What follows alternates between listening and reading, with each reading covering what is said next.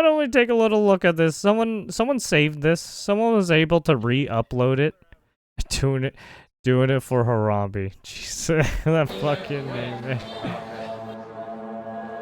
But yeah, we'll just skim it a little bit. It's a little long. I just want to see what the fuck happened. Well, I mean, I already kind of get the gist of what's happened. I mean, I hate to say it, but everyone in the tech industry knows that people are doing some black market shit, especially if you're working like cybersecurity and stuff like that. Right, you get an inkling to know that there's a lot of fucking crime that happens, right, without prying eyes. And they buy it from these warehouses, which are on the upper floors of the building. They just have a cart. There's like probably a dozen tall and about the same deep. There's enough left there. Yeah, they're being full. They're quite well utilized. One of them sent me this price sheet. Ooh.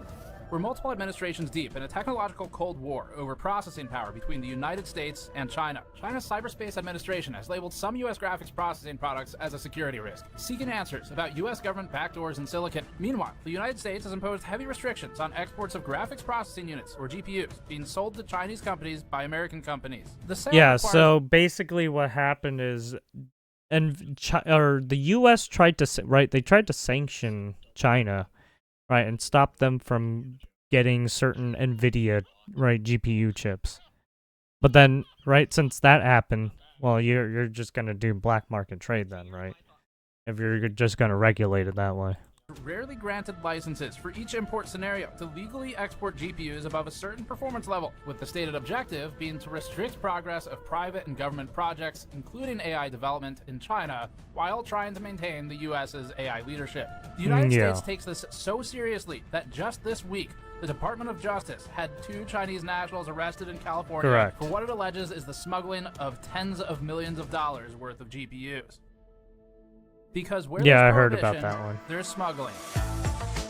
Yeah, and I hate to tell a lot of people are smuggling a lot of shit on this shipping container. Whether it's fucking chips or GPUs, I mean, it's from fucking Labubu's to goddamn fucking... Right? There's all kinds of fucking products, man. Users who can understand the demand and explain it using the most dystopian definition of wealth. How many GPUs they have? They have much more GPUs than the university. Yeah, with GPU return. Oh, cool. Right. Wow. There's their Dell server room. Quite cheap. What model? This is A100. Oh, A100. These are A100. We also found independent repair shops who, simply doing their jobs, salvage valuable silicon components from dead PCBs of banned GPUs, innovatively hand-modifying them to be better than and have more VRAM than NVIDIA's own official product SKUs. So yeah, they basically make their own custom modified GPUs here. You can make one right now. Okay. Basically, these are custom-made GPU, custom-made black market GPUs. Well, I mean, they can be sold in the black market. Right, because all they did was repurpose, a lot of the parts, and they were able to rebuild it, right? But it's modified. Do you think NVIDIA knows? And you shouldn't fucking resell those because, well... And among others, we even spoke with a US-based Chinese national buying video cards in the US because the company is going to be like, how did you get this shit? Oh, you decided to fucking... You decided to, fuck with our patent and shit, copyright, and DMC, our product. The smuggler spoke limited English, but they both understood one universal truth. Yeah. Okay, 2 universal truths. The second one is money, and this battery-operated Prius-mounted GPU testing rig with fur mark is the least suspicious thing in his car with a spare license plate in the trunk. We'll come back to that later. Black market is normally a phrase associated with drugs or guns, but there's a new kind of black market. It's high-end AI GPUs. Oh yeah, no, it's not just GPUs, right? The black market has all kinds of items, man.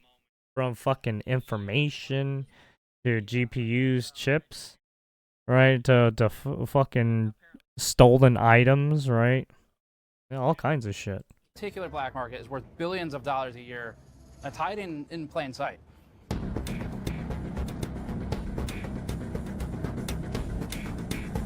But, I mean, he's obviously just talking about GPUs in particular.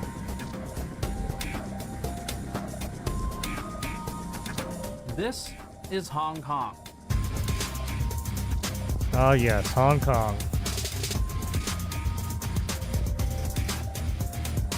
It's our first stop on this journey. By skyscraper count, Hong Kong would be the tallest city on Earth. The density is unbelievable. We spent a few days here for this story, wandering markets and meeting sources.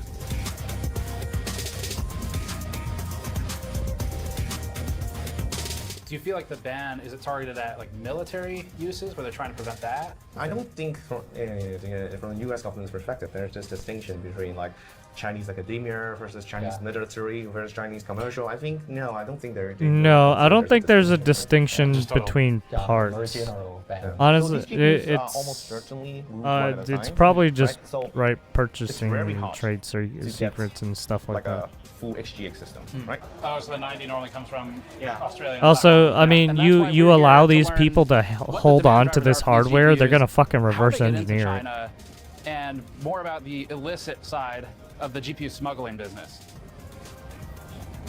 The community brought you this movie. This production is being funded by our viewers rather than putting a third-party ad here. We're supporting ourselves via the community so that we can produce more fully independent movies like this. We launched our own Kickstarter-style fundraiser on our store, linked below. All right, we're gonna skip a little. Let's see over here. About today, it might be transacted through smuggling, but NVIDIA does end up selling the device ultimately to somebody. Regardless of who they sell to, NVIDIA plays a big part in this worldwide obsession with AI. Yep. Everyone's AI. Also create AI, using AI to create AI. and we think it's playing all sides. We'll talk about that more at the end, though. And besides, when there's a gold rush, it's better to sell the pickaxe than swing it. There's so many companies that would like to build. They're sitting on gold mines. Gold mine, gold mine. It's a gold mine, Gold mine, It yes. gives me tremendous joy. Yeah, If the you just buy something cryptocurrency from gold NVIDIA, mine too, yeah. We're going to be rich. Although the U.S. doesn't Oh, talk yeah, too we're much gonna about be its rich, own use of alright. AI, it spends a lot of time talking about China. Yeah, that These black market semiconductors trade too is are gonna be unbelievably rich too. powerful, Fuck. and we can't let them get into the wrong hands. We want the most other countries using our technology because, Correct. again, it's a zero-sum game. The concern, of course, in Washington, and particularly amongst the Defense Department, the Pentagon, is that these chips and this hardware and software ends up with the People's Liberation Army, the Chinese military, and will help them accelerate in terms of innovations on that front. The restrictions are really on advanced semiconductors that could have potential military applications, and the goal is really to sort of choke China's AI sector and By the its way, broader there's no AI real ambitions. distinction, The right? You U.S. can use restricts any. NVIDIA's GPUs through export control rules that ban the sale They're just of certain saying that GPUs because they're into China. they're That trying to means fucking. the sale of GPUs by That'd be American shady. companies or companies which want to transact business in America to companies that are in China or the Chinese government itself. Some examples of export controlled GPUs include gaming GPUs like the RTX 5090 and the RTX 4090, which are useful in AI applications, mostly for their high VRAM capacity. It also includes specific data center and AI GPUs like the A100, H100, H200, and B100, with the letter being the signifier for the architecture, as well as other GPUs shown on the screen. Now, this list is in flux. There are some new and incoming exceptions for the NVIDIA H20 specifically, which has faced Schrodinger's GPU ban, depending on whether CEO Jensen Huang had a $1 million Yeah, apparently dinner at they're Mar-a-Lago with lifting the Donald Trump on a GPU given ban week. on The timeline would China. help, They but we have never 9 years to they never recap, said so anything we'll do it about quickly. taking What away about the the Obama GPU administration in ban. 2016, the They're US just government like, was oh yeah, starting we're to just gonna talk sell about to you AI now. in relation to national security in Yeah. this Wired interview. Developing international norms, rules, protocols, verification mechanisms around cybersecurity generally and AI in particular is in its infancy. You got a lot of non-state actors who are the biggest players. Part of the problem is that identifying who's doing what is much more difficult. Yeah, if you're building a bunch of ICBMs, we see them. If somebody's sitting at a keyboard, we don't. And so we've begun this conversation. A lot of the conversation right now is not at the level of dealing with real sophisticated AI, but has more to do with essentially states establishing norms about how they use their cyber capability. Who are you more Basically, afraid of, how your they brother in the engage. state or the guy who's trying to empty out your bank account? Yeah. Part of the reason that's so difficult is that if we're going to police this Wild West, whether it's the internet or AI or any of these other Notice areas, what then he just said right by there. definition, the government's got They already capabilities. know It's got you're capabilities, then fucking they're making, subject to you're abuse. typing And, behind a fucking computer and you're making at a time ICBM when fucking there's been a missile. lot of mistrust built up about government. That makes And it they already know Those were you're the early making days. fucking The first Trump missiles, administration right? They started a know commission you're advising already Congress making on maintaining nukes. AI leadership, including simply Yes. banning the sale of some advanced semiconductor equipment and chips to China. Several years of back and If forth, you're- the if pandemic you're and election, and making a ChatGPT's certain launched weapon, later, they're and going the to be Biden looking administration very took major closely. action in 2022 by restricting exports to China, Hong Kong, and Macau. NVIDIA's Ampere architecture A100 and newer codename Hopper H100 GPUs and systems were all restricted. NVIDIA shed tears for $400 million worth At least of they're lost gonna sales as try. a result. And it was especially sad when many of its export-compliant alternatives to these also got banned, like its newly created A800, H800, and L40S, in addition to NVIDIA's RTX 4090 gaming card. NVIDIA said it didn't expect, quote, near-term meaningful impact, end quote, on its financials. NVIDIA responds by designing a workaround to the previously worked-around workaround, leading to the H20. Then the government adds new rules for high memory bandwidth cards, and the Biden administration tried to come up with an AI chip diffusion rule that would limit the quantity of GPUs being sold into different countries rather than only by processing power metrics, because the government really didn't know how the fuck to measure these things, and NVIDIA, knowing more about GPUs, could tweak any dial it wanted to just barely be compliant. Then DeepSeek came out, everyone panicked, stocks plummeted, and the government scrutinized the role of NVIDIA's GPUs in it. In February 2025, fiscal year 2025 results. Yeah, are he's posted, just and doing a NVIDIA's lot of Singapore revenue rockets he's to just doing a 18% lot of total revenue based on customer background billing information location, right despite now. shipments to Singapore being claimed to be less than 2% of fiscal year Because there's a 2025 lot revenue, of causing right, people to there's say, a lot "Wait a of minute." right Unrelated, several GPU smugglers are fuckery, arrested right? in There's a Singapore lot one of day after the financial fiscal year report fuckery was and posted, sales causing and people to stuff, say, especially when that makes more sense. moving a AMD bunch of spawned out of nowhere product. to say it wrote down $800 million of inventory due to export controls. NVIDIA one-ups it with a write-off Especially of when $5.5 it's billion. high May tech 2025, right, Trump super implements tech, wide-sweeping tariffs tech and products rescinds like the Biden this. chip diffusion rule that would have limited how many AI GPUs Jensen could sell to other countries. Jensen says, It's just an incredible vision. I think this is going to be a transformative idea for the next century for us. Yeah, look These where two fucking initiatives are NVIDIA is completely now. visionary, It's and it's at going to like be transformative for 170 America. the something. H20 GPU that was That's created like, to comply with the Jesus. rules was still okay. Then Jensen had dinner with Trump at Mar-a-Lago for $1 million. Then the H20 got banned. Must have chosen a really bad restaurant. In July, Jensen Huang meets with Trump and is permitted to sell H20s again, presumably choosing a better restaurant this time. Huang goes to China. China says Jensen's GPUs have tracking devices and backdoors. NVIDIA says nah. Jensen goes to Washington. Trump tells Jensen to... Jensen, will you stand up? What a job. He loves him. He loves... Correct. NVIDIA. He loves Lisa Su. And more importantly, he hates Intel CEO. Intel CEO goes to Washington. Trump likes him now. Tim Cook materializes Yeah, from and the the- infernal flame to give yeah. Trump a 24-karat gold gift. Trump likes And him gift is in now. scare quotes because that's Yeah, not what he that's also called. did Then that we get to whole this past week fucking, when Trump asked NVIDIA he and did that AMD to pay 20% investment of the US with the government for sales Intel too, specifically of because the Intel was H20 tanking and a little AMD bit, Instinct and I guess MI308 sales. I Not guess all that GPUs, new as some erroneously partnership reported or previously. business Cousins deal, Jensen whatever Huang they're and Lisa Su doing, negotiate Trump down like to 15%, helped and now they're fucking allowed to sell Intel two because specific they cards were that were originally fucking created to up, comply with like the they were laws before they failing. changed, and somehow everyone walks away a winner, except now China doesn't want them anyway. That about sums it up. Except one last thing that happened as we were filming this. The Department of Commerce doesn't yet know the legality of the deal, with Tom's Hardware highlighting legal expert arguments over Article 1, Section 9 of the Constitution. It's not our area, so we'll move along from it, but just know that this is being publicly discussed still. If you want the full details with all of the in-between that we did At collect it, 15%, there will yo. be a massive timeline article on the website. We'll link that below when it's up. That's within how a that couple reminds days. me There was of also the recent news about 15% revenue share right, the between NVIDIA and AMD 600,000 with the Chinese United States government students for sale of some AI GPUs. This You is an know? old chip. 15% that of colleges will China fail already without has. the Chinese students or some And shit. I deal with Jensen, who's a great guy, and NVIDIA. The chip that we're talking about, the H20, it's an old chip. China already has it in a different form, different name, but they have it. Or they have a combination of two will make up for it and even then some. But the H20... Specific Okay, guidance let's skip. on how much I/O or memory bandwidth is too much, end quote. But they did decide that there would be a limit. So to recap, it seems like across two administrations, the United States is creating formulas based upon numerical calculations, and then when NVIDIA and AMD tweak the numbers to fit within that box, it's retconning those rules in a guess and check process. We spoke to a lot of people in this piece, and it's multilingual, which made it complicated. In order of appearance today, the discussions come from Dr. Vinci Chao, senior lecturer in the Department of Economics at the Chinese Well, I University mean, it's of Hong Kong, multilingual responsible because for you got a building his bunch of department's fucking machine learning companies that are servers and working sourcing with the GPUs from different middlemen shit. suppliers. Dr. Zihao Fu, a research assistant professor at the Chinese University of Hong Kong and an affiliated lecturer at the University of Cambridge. Zihao specializes in both computer science and linguistics. Various retail workers at computer markets in Hong Kong to get a ground level understanding. Joe, the creative director of product at video card manufacturer Yeston, who worked with us for a separate piece, not this one, but He showed us his factories and suppliers, so we've included clips here as we relied on those tours for an understanding of how GPUs are brought into China for assembly on PCBs. An anonymous seller who goes by the pseudonym of Silver, based in Shenzhen, Bao'an, and managing a warehouse in Hong Kong that receives and processes smuggled GPUs. Vincent, a resourceful fence who lives next to the warehousing and markets filled with GPUs and accelerators. He buys and sells these devices in Shenzhen, Huaqiangbei, and his job is to know people. In addition to Vincent's cousin, the Fixer's Fixer. If someone needs a component to fix a broken video card or to build a new one, they go to people like him to get integrated circuits. Mr. 5, a Bilibili hardware reviewer with a specialized focus on thermal solutions. Like us, Mr. 5 has had run-ins with NVIDIA that have ended in a soured relationship over disputes regarding independent reviews and editorial independence. Zhang Ge, a renowned Bilibili uploader, basically a YouTuber in China, who runs a video. Yeah, so a lot of these, a lot of these companies try to exert their force because they want you to say certain information because they don't want to get found out, right? But yeah, it seems like a lot of the content creators surrounding, right, reviewing these products,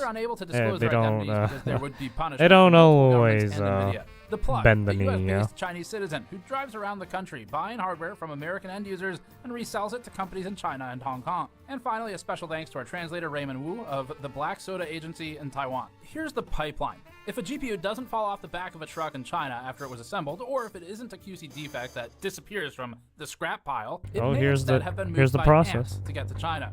Mayi Banjia is a linear pipeline. Each ant in the fire line serves a specific role. It'll help to name those roles to keep everything straight. Here's what we came up with.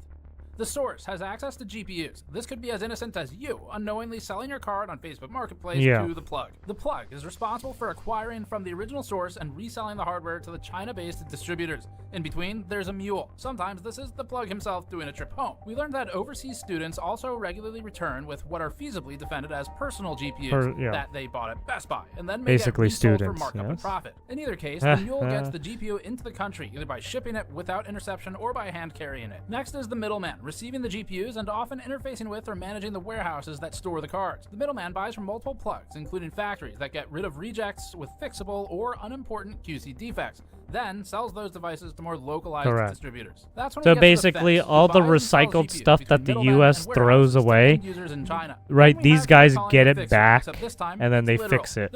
And then they fix it, they make it better, or they customly improve it just for their own uses. They might also just fix QC defects from factories. Finally, we have the user. This is self-explanatory. The user is the demand driver, and oftentimes, large enterprises want dozens or hundreds of GPUs or more, while smaller users, like the university, may just want individual units or small batches. With everyone's role named, let's continue. And now, we start our journey. First stop, Hong Kong. Hong Kong? Upon arriving in Hong Kong, after checking out the local wildlife, one of our GPU dealer informants slipped us a price sheet for a mix of GPUs that are both export controlled and not. All right, so check this out. This is a GPU price sheet where we just got to Hong Kong, and I've already been able to find a supplier who works as a middleman between smugglers. And you just pick the GPU you want. So you can see 5090, 4090, 4090, 48 gig, 5090. Down here, there's some A6000, A100, A100 80 gig. That's pretty valuable. So that's 75,000 renminbi. And so I found a supplier where basically the person who provided this is local, and they work with the smugglers. So they sit between the smuggler and the customer to supply and source GPUs. The problem is, I don't know what the going rate is for any of this. And so what we're going to do is take this price sheet to our local fixer, Dr. Vinci Chow, at the Chinese University of Hong Kong, and see what he thinks about the prices Ask for help. here. And if this process is normal. Ask for some that, help, we hopped in a classic Hong Kong cab and headed across Victoria Harbor over to the Chinese University of Hong Kong. Oh, okay. Okay. Thank you, sir. Bye-bye. We found Dr. Vinci Chow through a Reuters story from a couple years ago. Vinci works in the economics department at the university, and he's responsible for having built many of the servers and machine learning systems that are in use daily. Oh damn, he built all those systems? Fucking hell. Here's some credentials. Oh yeah, Vinci. He has a whole blog detailing his process, including the difficulty of sourcing components and the ease with fixing problems when so close to Shenzhen, such as having custom PCIe riser cables built and basically done the same day. Dr. Vinci Chow is the right person to start us off with this story and educate us on where to go next. We're here to learn the user's perspective, because before there could be any kind of market for it, there has to be demand. And that is what the university and organizations like it generate. Hi, whoa. How you doing? Hey, nice meeting you. Good to meet you. This is Tannen. Hi. Nice to meet you, sir. Right, so we have several options. Okay. You can set up shop here. It's a construction site here right now. Yeah. So we are renovating. An interesting anecdote is that Dr. Vinci Chow actually went to school with someone important at NVIDIA today, the Vice President of Applied Deep Learning Research. I was actually in Berkeley at the same time as my Brian Catanzaro. Oh, cool. We're working buddies. That's cool. Yeah, I know him. Right. Wow. We won't be able to do much talking in here because of the noise. Yeah. So, these are legally obtained. Okay. Legally obtained. We got, it's actually very interesting because we got these, I think, right before. The ban? No, right before ChatGPT was released. Okay. Around ChatGPT. So several years ago. Yes, and we got them quite cheap. One of them is actually modified from SXM version. Before everything, GPU becomes such a scarce resource. Yeah, so basically, they got these GPUs way before the ban. GPU was actually quite cheap. Even A100 was actually quite cheap. We were able to get these for Yeah, like the GPU ban, like the ban stuff, that's actually pretty recent. Even now, like if you go on like AliExpress, like you still see a lot of 2080 Ti, like 2080 Ti being modified. So for teaching, we use a 3060 because without modification in the Ampere generation, it has the highest memory capacity. Right. But it's all gone. Like clearly there's demand. It probably makes sense for us to get the mics on. Because of the way we shot this, you get to see something you don't normally get to see in our stories, which is all of the conversation leading up to formally filming. Sometimes there's more interesting information when we're just spitballing. Like, I guess even universities have become more secretive, right? In the past, universities are very open, Right. in terms of what we're doing, what we are capable of. These days, I think there are second thoughts. Some researchers might not want to be being so open. Yeah, the collateral damage is interesting. Right. Well, yeah, I mean, you could put your on the other hand, like it's putting your interesting because, fucking livelihood at risk, man. it's export ban, Especially right? when you're So fucking it's getting all illegal these black market to fucking shit, export man. That's right, not good. to China, And that'll be one of my questions for you. without permit, right? Right. But then it's completely legal on outside, Yeah. right? Yeah, There's nothing that says that you cannot Correct. buy It's high-end completely GPU, legal right? on the So outside. From our end, But as long as we follow all relevant yeah, you have to be procedures, right, very there's absolutely careful. Nothing illegal Yeah. about for us over here to buy these GPUs, right? So that makes it for a very interesting environment. Yeah. Like so. You have, because if you look at the university, Yeah, as long as their documents, right, their I GPUs think stay there, it's you just will be they able to find, cannot purchase like, any obviously, US GPUs. these universities It's have very been purchasing GPUs, very right? specific It's completely legal GPUs. over on our side, right? Yet this is clearly not supposed to happen, right? From the perspective of the U.S. government, Right. So Correct. I guess for universities, once again it depends a lot on how committed, like a particular researcher or particular unit is when it comes to acquiring GPUs, right? I mean, if you pay enough, supply is there, right? Maybe not if you want to build like a super cluster, but for research, most researchers are talking about 1 or 2 GPUs, right? And if they have the funding, then it's possible to obtain that. So it's just everything's more expensive. That makes sense. I'm in the Department of Economics, which is kind of interesting, I guess, for someone in the Department of Economics to talk about GPUs. But yeah, we started building our own cluster during the COVID. He's Right? of Not just me, econ. but you He's an specifically. Well, me, all he's right? an So economics I'm guy, responsible. but he's talking about It's fucking we because the department GPUs. funds it, Right. right? So I'm Christ. the one who plans these things out, but the department funds it. I started building my own desktop computers back when I was in high school. Cool. Right? Hong Kong is a small place, right? I guess we'll visit that later on. But in Hong Kong, you can actually physically visit computer malls where you can just pick whatever parts you I want. mean, he's And a then, smart during individual. COVID, then we had this idea. Yeah, then to fucking we be an probably economics have to guy, try but to provide right, more access to computing to power. be The really first GPUs entrenched we into have the was fucking 1080 right tech stuff that we too. obtained from the computer malls. $500 each. Back then I was thinking like that's so expensive. $500 for a GPU. If you were to ask like one of the local supplier, how much let's say H200 is going to cost, it's going to be about 30K. US. 30K US. There's a big premium for data center GPUs, right? 30K so even if you US. obtain like an aging A100, that's still going to be almost 20K US. Is anything from Blackwell over here yet? No. Not yet. Not yet. Not Okay. yet. Not yet. It's illegal for a company like NVIDIA to sell them into China. Right. But not for anybody here to buy them. Buy, yes. Yes. I messaged some sellers on Alibaba. Right. And one of them sent me this price sheet. Ooh. Tell me, what do you make this? Do you have any H200s in your servers? Well, we want some. Okay. We want I some. can connect you to the supplier. We want some, right? We want. So what like are that? Yeah. After tax, they want $213,000. What is that in US? Let's see. So that is $29,700 US. Yeah, that's about. I think that right. I don't know what MSRP is, or if they even have one. I think, but first of all, it's not like there are a lot of companies, even in the States, that would just like put out an MSRP and they just buy it online or something like that, right? Yeah. But I think for the few companies that actually like list a price, I think it's actually the premium is, as I said, it's surprisingly low. Right. Right. It's almost as much. It's just about the same as their MSRP, as far as I can tell. Do you know how these companies, like the suppliers, get the GPUs? Any idea? Because I've read a lot, right? Like I've read that I came across a Chinese phrase in one of the Baidu searches I did, and I think it was like "mai banjia" or something. And the idea, if I understood it correctly, was that a bunch of people kind of move one GPU. Right.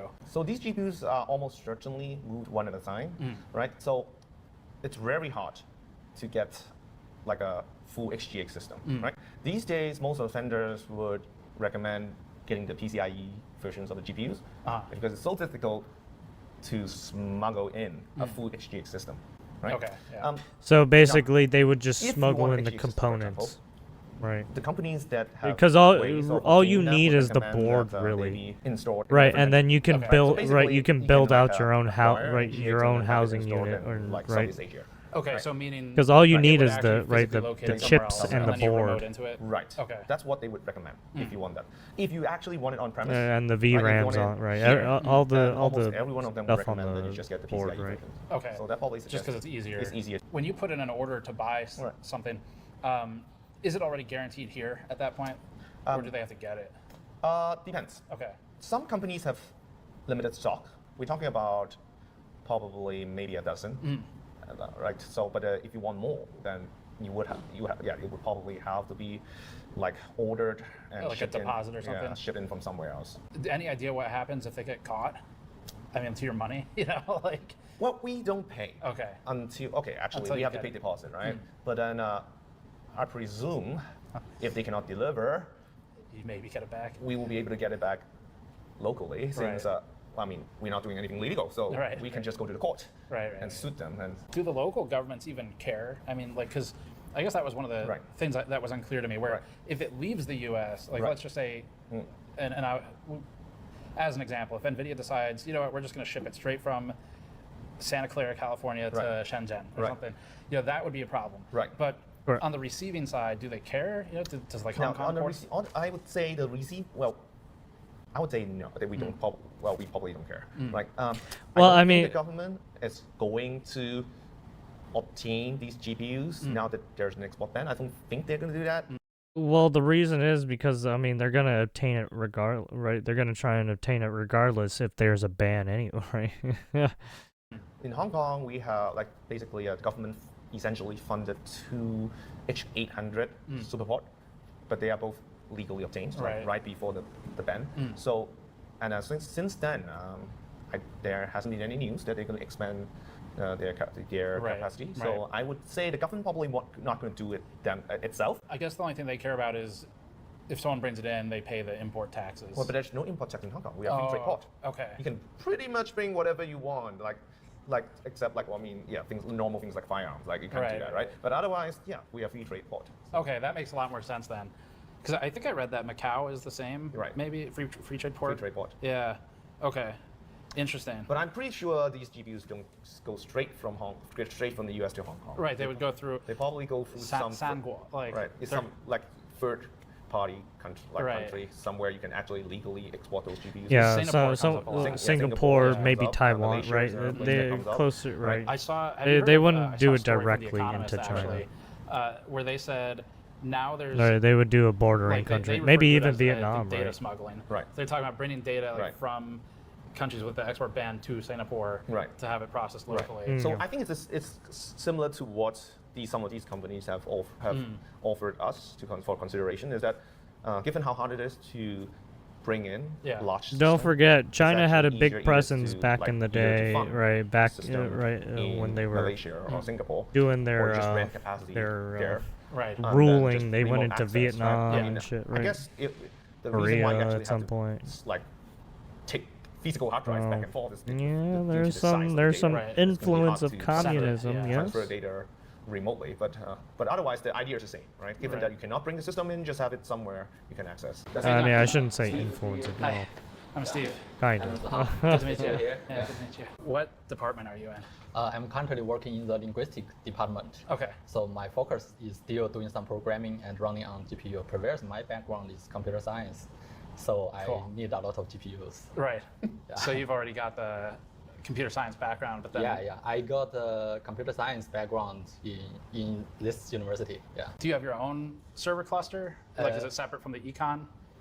I think they have the best one. Okay.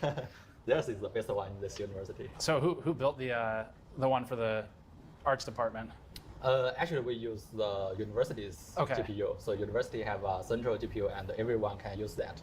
If you buy some GPU, and they can help you to manage that GPU. Okay. So that's how we are using. Oh, okay. So they basically they buy the GPU and then they put it in the server rack room or whatever, the hub. Yeah. What are the things you guys use them for normally? Just the training and inference large language models. Okay. Like for me, my research is about large language model. Yeah. So if you want to train a model, teach the language model to gain more knowledge, you need to fine tune. So he's working on machine learning. He was doing what I was doing a little bit but we with still need GPU to fine tune models. Okay. with the cancer research stuff. What are the common uses for Machine the models learning themselves? to like, do students use them for research, or what's the obtain certain accuracies? If you are in the university, so mainly for research. Okay. So currently, because a large language model can do a lot of things, a lot of research department will focus on using that. So a lot of research will be focused on how can large language model help them. For example, like cleaning the data and doing some sanitize, right? Cleaning the data, making sure. Something like this. So it will do you guys ever end up working with each other? No, we haven't. Well, our two faculties are in talk of collaboration, but as you said, like a lot of demand really coming from researchers that are using these models for things like processing large amount of text data, right? So, like in the past, what we would do is that these researchers would hire junior researchers to go through text data manually. Resolve it's a very any expensive and issues slow with process. raw In this data, case, with what we do is we accuracy, feed the consistency, text and data to reliability. OMs. And that really drives an explosive growth in demand for these RMs. Because raw data is often you have a lot of and Forex is interested in serving Hong maybe Kong, incomplete China, data, maybe So inconsistent. that means that there's a lot of demand has missing values and on-prem shit like that. Solution. Maybe you have so in duplicates, linguistics, do you use it outliers, and you're for just just as because an, you're I don't looking know a lot for about you're linguistics looking for research, specific but, things. Well, the Dongwan Lao Shi. And so you have to try and clean up some of that data. So I know one of the things that they do in the University of Columbia in New York is they'll scan old documents from like the medieval ages, from 1,000 years ago, right? Cool. And they try to convert it into modern English.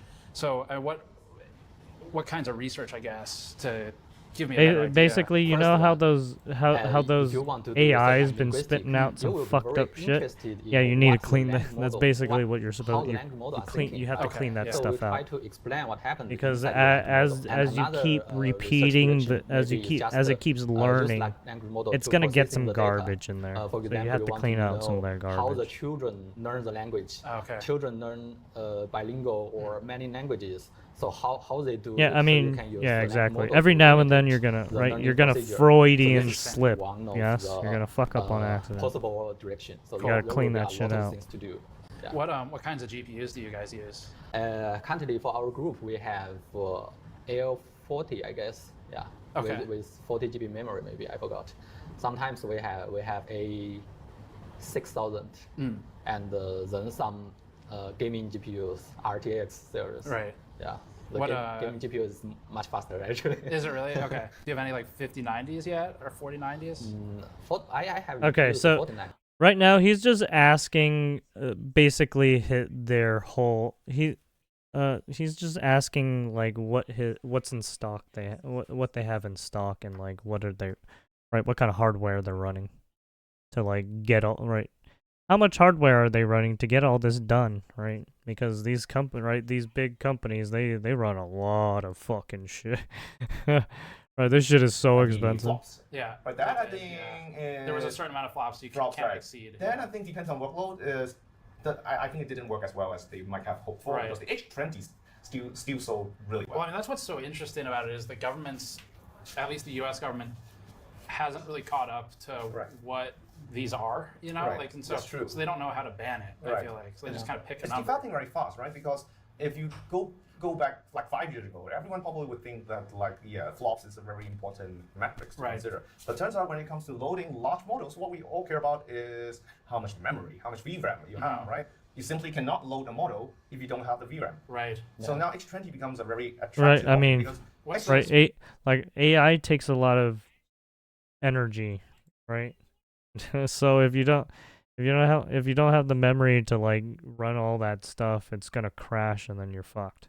Back on the H20 again, do you So remember? H20 has drastically lower flops, right? But then it actually has more memory. Also, than the if you original see how 100. data What's the transfers, capacity? I it's think sporadic, it's right? 94, It's all over 96, the place. 96 versus Right, the sometimes 80. it'll go the fucking original super 30. high and then Right, so it's sometimes it'll actually go something more super low. attractive. So everything you guys have named so far, it's all NVIDIA.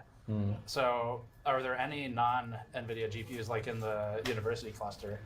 I think currently I didn't say any non-NVIDIA one, but I think it's promising. The AMD one currently PyTorch also still support AMD one. I think in the future it will be another choice. The Instinct MI, AMD MI GPUs. I didn't remember Instinct the. line, right? Yeah. We, What about Intel, like because they just started making the B60s, you know, is that interesting at all?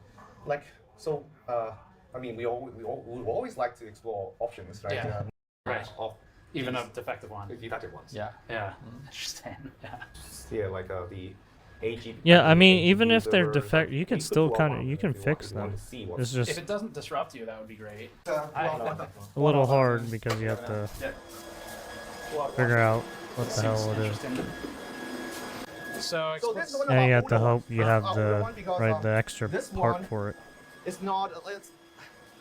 It's basically assembled completely from like retail parts, okay. right? So this whole system is obtained around when the time when ChatGPT came out, right? Yeah. So this is the time when with this everything you can get from AliExpress. Yeah. Like the case, right? So you bought all of this just on AliExpress? Yes, everything is from AliExpress. Everything is from AliExpress. Cool. Like CPU, RAM. The part that's by far the hardest to get is the power supply. I saw you write about that in your blog. Right. What makes it difficult? Because now it's very hard to get high quality, high power server grade power supply. This like you need in order to support. Yeah, so this is server grade power supply, right? This is server grade stuff. This is a lot more expensive than what there's just no demand. right, than what people, right, what custom, right, what the, just the normal person gets. Right, no normal person would buy this shit. This is like out of, this is way out of people's fucking. Is this a redundant purview. power supply? This is a redundant power Okay, supply. so it's got a failover. The CPU, what are you using for this? This is a Epic 776, Epic 7763. That you can get from AliExpress, no problem, if you need to. And then the port is from ASRock. Yeah. Yeah. ASRock board. ASRock rack. Yeah. So it's Honestly, like a this rack. thing It's sort of alone, like holy just shit, have man, this like thing is like over 7 $100,000, But man. then, in order to, because we need one for, we want Right, because some of these GPUs are So we like have fucking these $30,000 bucks. like specially made Right? to the, Oh, link- custom made. the link we need. Okay. Right, we need it to be this long and to support the infinite band card. Is Yeah, that man, that you're. down there? Yeah, this is the like, So that's the InfiniBand card. right. That's a 200. That's a HDR 200 GB card. Right. card. Is all of this stuff pretty high priority for the university at this point? Like on the, I mean, technology side, are they investing Yeah, honestly, in I need to. purchasing, Fuck. you know? Man. I think I need I think the to. university is realizing how The pain in the Right, ass. that's why I need to this build brainstorming my session. own Right. mini I lab guess too. university will I want begin at some to point. buy more GPU and try to find some strategy to share with the whole staff members. Right. Yeah, it's a good sign. Cool. But Yeah. it's just a start. It's, Right. It's like I think we would try to catch up quickly. Yeah. We try to catch up quickly. Very cool server room. It's impressive. Wired can just happily provide you with the Weixin. And I mean, I'm not encouraging working 24/7, but like customer support in China, it is 24/7. Right. Not designed for Hong They're Kong. not designed for Hong Kong. Right. They don't sell it anymore. So Hong Kong is a free trade port, I guess. Yep. Yeah. But China mainland is not. Like, Except Hainan, right? Except Hainan. Yeah, Hainan and some part of Shanghai also Right. makes similar policy. and that just means no local tariffs, no import taxes. Yeah. Right, and as relatively simple paperwork, I guess. Okay. Right. This is where we call the university mall. Okay. It's where we hold our like a commencement. Cool. Yeah. The graduation ceremony. This here. guy drives a Wow, Tesla. that's nice. Yeah. Wow, holy shit. So that's the science park of Hong Kong, and you actually see one of our unicorns. A little bit. Sense time. Sound First time. What do they do? Holy shit. That looks real nice. Previously. I would say AI. Yeah, general AI. But they kind of build their business on facial recognition. CCTV stuff. The Chinese government is a big customer. Right. Do you feel like you guys are locked in at this point to NVIDIA because of CUDA? Like, I guess to rephrase it, is there a difference in what matters more to you? You know, the power of the hardware or the power of CUDA? Because both are very good. So I would imagine if someone put in enough effort so that non-NVIDIA hardware runs just as well as NVIDIA hardware in PyTorch and then the VLM and stuff, then would not be too hard for us to switch. But I guess that's harder to do than to say, right? Because someone has to put in the effort to make the models run smooth. There has to be a good reason to switch. That part is hard. Yeah. Only problem is if you switch to other devices, you will have a lot of bugs. Right. Some bugs you cannot fix. You need the whole community to help you. So this is a very slow procedure. Okay, we're gonna skip. Oh. The export controls are Say 400. okay. All right. Like let's say a super. Awnings. I did lock all the doors, right? But that's just me. I mean, okay. I asked him if it's safe to leave it in the car, and the first time we say it, he just watch your belongings from the police. I mean, they're priceless too. I mean, be transparent. Oh, this one. It's a parallel import. Parallel import. Where is it? 平衡进口. Oh. Parallel import. What does that mean? That means not imported by an official distributor. So like kind of What rate practical Second-hand means is seller. smuggling. Yeah. Yeah, third hand, well, basically, yeah, smuggler. So what Or well, you prices? third party. Yeah, fuck it. So the cheapest one. I should say. That's a big price Yeah, it's difference. third party, Yeah. the smuggler. Almost 2x. Yeah, Ones are always expensive. Yeah, but it's not worth that much, you know? Like the it's price not difference, the second-hand I guess store. when the supply's No, one. it's the smuggler. Sure. Yeah. One that someone maybe brought in from another country, I guess. That's interesting too. Like if they have to account for cost of like Right. plane tickets and stuff. So that Astral is $5,223 US. So it's the cost of it's the cost of like almost two 5090s at home for us. Is it even in stock? The cheapest one is, I think it's about 3,000. 24, so yeah, 3,057 USD. And that's not like, that's pretty close to the average price in the US. The average Oh, and price it's a is $3,050 Zotac right too. now. It's actually like the same. Yeah, if you look at all these, right? Oh, shiggity.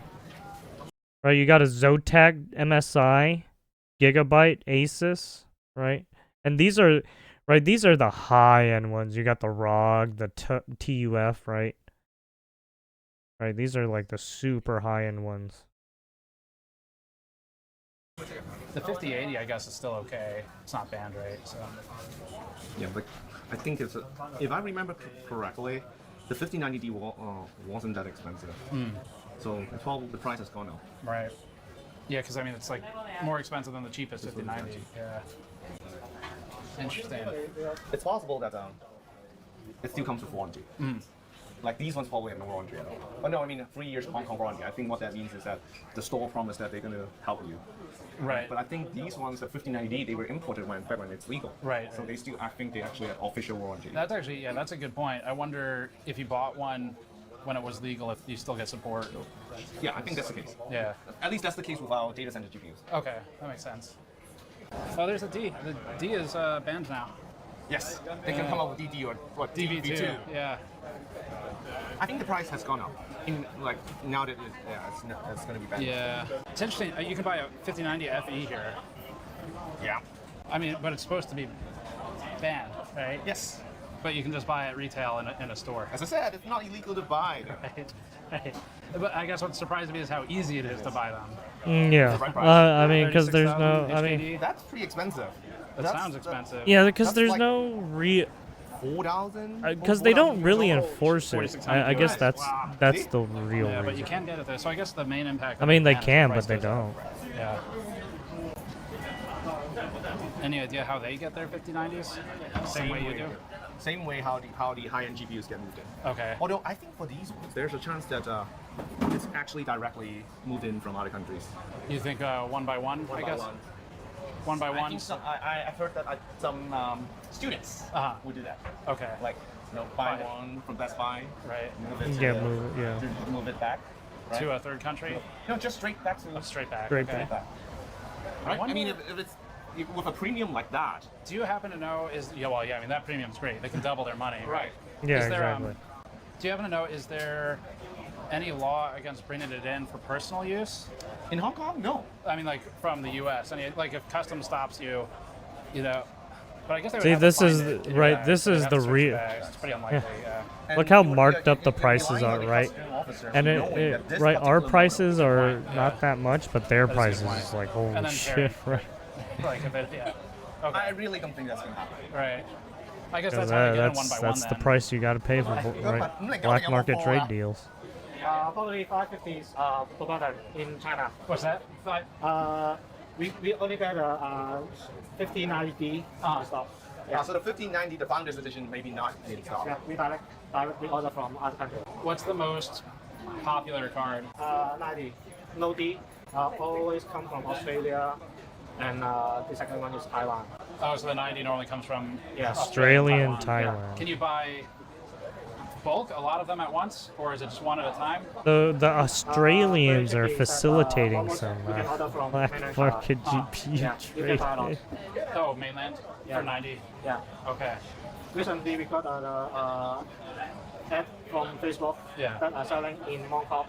They will provide lots of 90 only. Okay. Is it expensive? Very interesting. 90 only, sometimes cheaper than 90D. Okay, wow. Do you guys ever sell like RTX 6000? Or is it too? Because RTX 6000, we got ADA edition. ADA, yeah. Okay, we're gonna To skip hitch a this. ferry to Shekou port in Shenzhen. He told me they had just received a batch of GPUs to their Hong Kong warehouse and that they were en route to their Shenzhen facility and that we could buy a GPU as soon as tomorrow, as long as we wired him money immediately. That seems like the responsible thing to do, and because it's fully above board as a buyer, and because he also texted me a photo of an RTX Pro 6000, which was very intriguing since it's Blackwell, we decided the best way to learn about buying export-controlled GPUs in China would be to just do it. So far, all the contacts we spoke with were aware that some form of factory repurposing, theft from the line, QC reject repurposing, repair, and actual by-hand smuggling are involved. But none of them knew for sure how the GPUs actually move. To get closer to the source of the movement, we decided to wire those funds and get an address. You there? Steven. Yes. Is this Steven? Yeah, how's it going? Oh my God. All right, you ready? I'll help you here. Yeah, so I've got $3,289 going out. Perfect. Yeah, that'll be from the GN account, and then it's going to and their bank, and then account number is Swift, I guess is what you need probably. Okay, good to go. I will get this done for you. Perfect. Okay, thank you. All right, have fun. Be safe. Thanks. See ya. Bye. We'll see if the money's gone in 2 days. So that'll be our next. Yeah, I adventure. mean, this is what you do when you're doing black market trade. You just hope that they don't fuck you. And boarded a ferry to Shilko port. But we're gonna take a quick. This is what happens when you do unregulated trades. You just hope they don't fuck you. Right. So before checking with our GPU middlemen and our fence, we're first gonna meet up with someone else.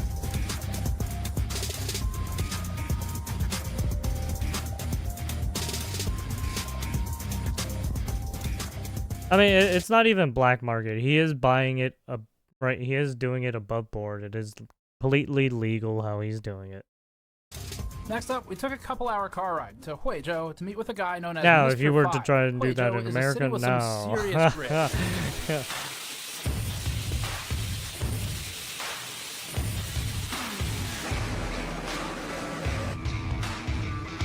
The city has grown to take some of Shenzhen's factory industry, as it's been pushed out over the years with Shenzhen's expansion.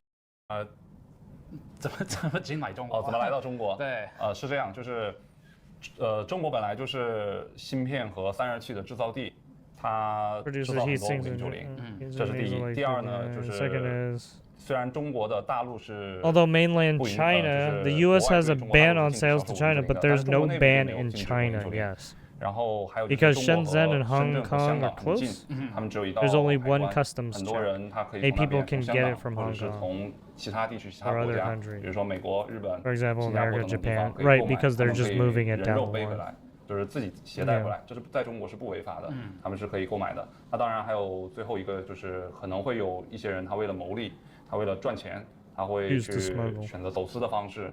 然后通过一些 So they use special channel smuggling to get it back. Yeah. Do you think most of the banned GPUs come in one at a time? 你觉得大部分的北京的 GPU 他们一个一个来？它有很多形式了。就是我们中国有一个特殊的职业叫做黄牛，它可以每天往返多次。 Oh, okay, so they call them scalpers, right? The scalper. 就是大家一起去香港购买， They use the 然 term 后赚差价， differently. 可能一张卡它会有500人民币到几千人民币不等的这样的一个差价，然后会通过这种手段去外面去购买带回来。那这种行为，严格意义上来说可能是违法的，但是，总是有操作的空间吧，应该这样解释。然后它可以组织不同的人去。 从我们深圳到香港，或者是到其他的国家地区，然后购买回来。当然了，这里面还会有一些其他的渠道，比如说，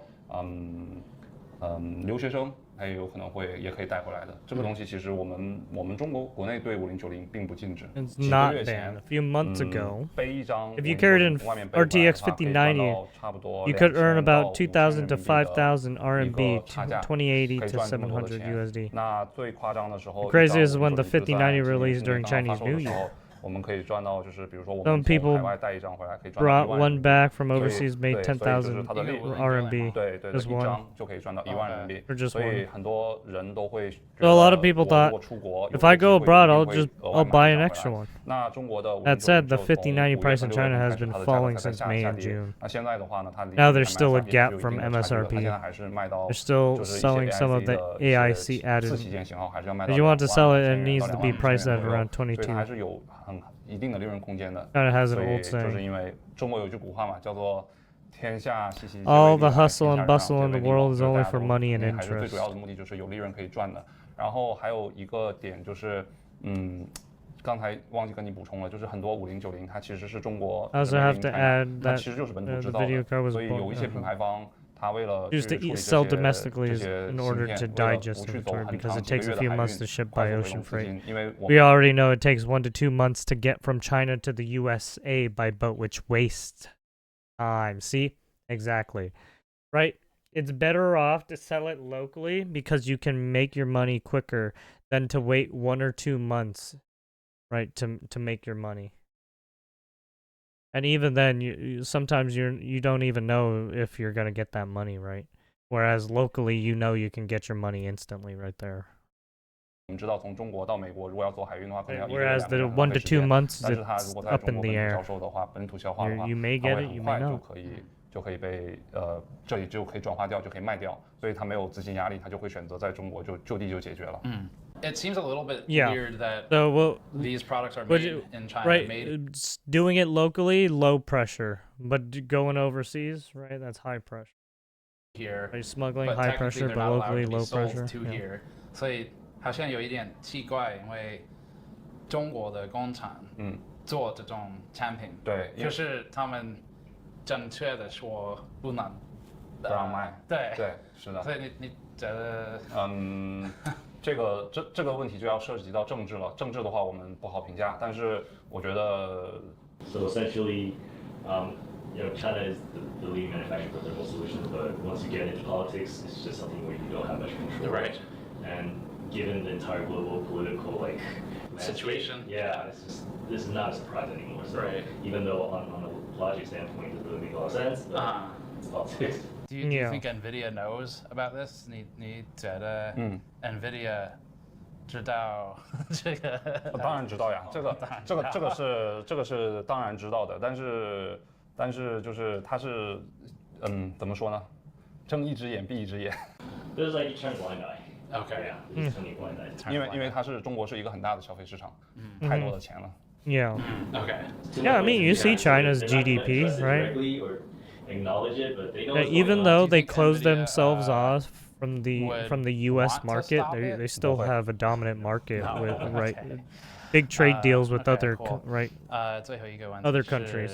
如果我们的 viewers 要找到你的哔哩哔哩，他们应该去哪里 ？Where should they go to find his channel？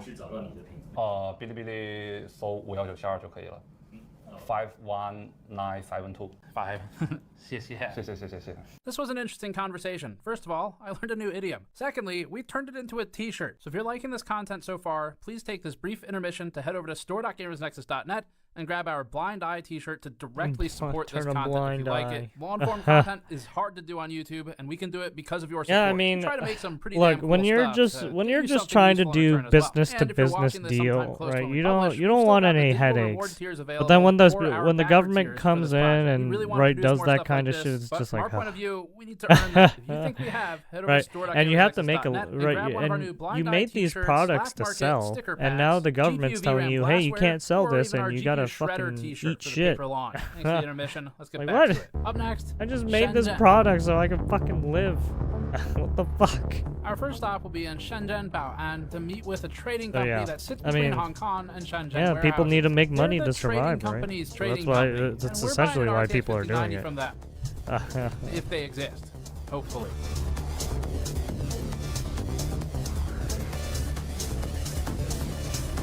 Shenzhen was a fishing village just 40 years ago. Now, it's one of the most technologically advanced cities on Earth, and it's grown unbelievably fast. Shenzhen got growth from pushing farming and fishing out and bringing factories in. Now, it's even starting to push some of the factories into the outskirts. Okay, let's go we to can talk where about he it, gets but don't his show GPU. Face or name, I guess. Yeah. Okay. Face or name or company. Okay, but talking about it's fine. Talk about it is fine, yeah. Okay. This is the card, I guess. This is the one that. Yes. That I bought. Okay. Can we record this? Yes, yes. Okay, yes. let's do that. 是新的吗？ Yes. Cool. From the Hong Kong warehouse. What's the most common GPU your customers buy? H800H800对 H800 然后 A800这种 okay, silver. This is Basically, this is his this is the smuggler contact that he got in contact with. 5090D 准备要出来，常见的型号就这里。 It's a nice gigabyte card. Oh. GB 对 GB 100 GB 200。 Oh yeah, I forgot. 还没有吗？没有。Okay. How popular like 5090, 5080 or 5090, 5090? Yeah, these are basically custom GPUs. Versus the AI H100, H200. Black market custom GPUs. 那个卖的比较好啊，5090。游戏线上的。5090D 卖的好一点，我们主要是卖5090D，因为这个美国线程。其实老实讲，5090。I mean, I shouldn't say custom. They might be like refurbished. Is like NVIDIA stopped making it. 听说他们的5090 DV2 对吧？对，然后要再 They're more on the refurbished type. Because it's probably an amalgamation of just fucking different parts. From like different boards and shit. 说要再继续阉割一下。 To boost up the right to make it better. 我也觉得很奇怪。 You sent me the RTX 6000 6000的，就是在这里还没有对吧？在香港。对，在香港。这那是你第一个 RTX 6000的吗？不是，那个是在那个香港的这个总代手上，就没在我们的库房。Okay, they have it in the disk. You basically buy the GPUs from a distributor. You mean the agent? Yeah. 对。Oh, okay. Yeah. Everything's through the disk. Yeah. RTX 6000，这是我们的视频。96 GB, right? Oh, they called it right for them. They called the distributor the agent. 大概差不多。差不多。Yeah. 那你们买回去需要交税不 ？Do you need to pay the tax fee for? Yeah. 加上税就是大概9000美金。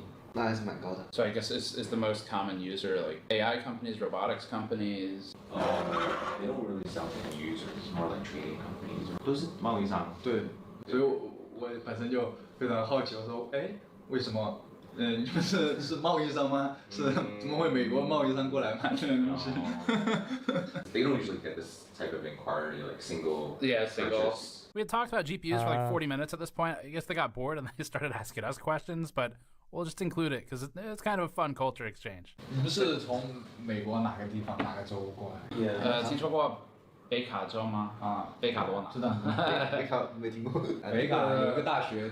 Michael Jordan。对，打篮球的。对，北卡是在东部。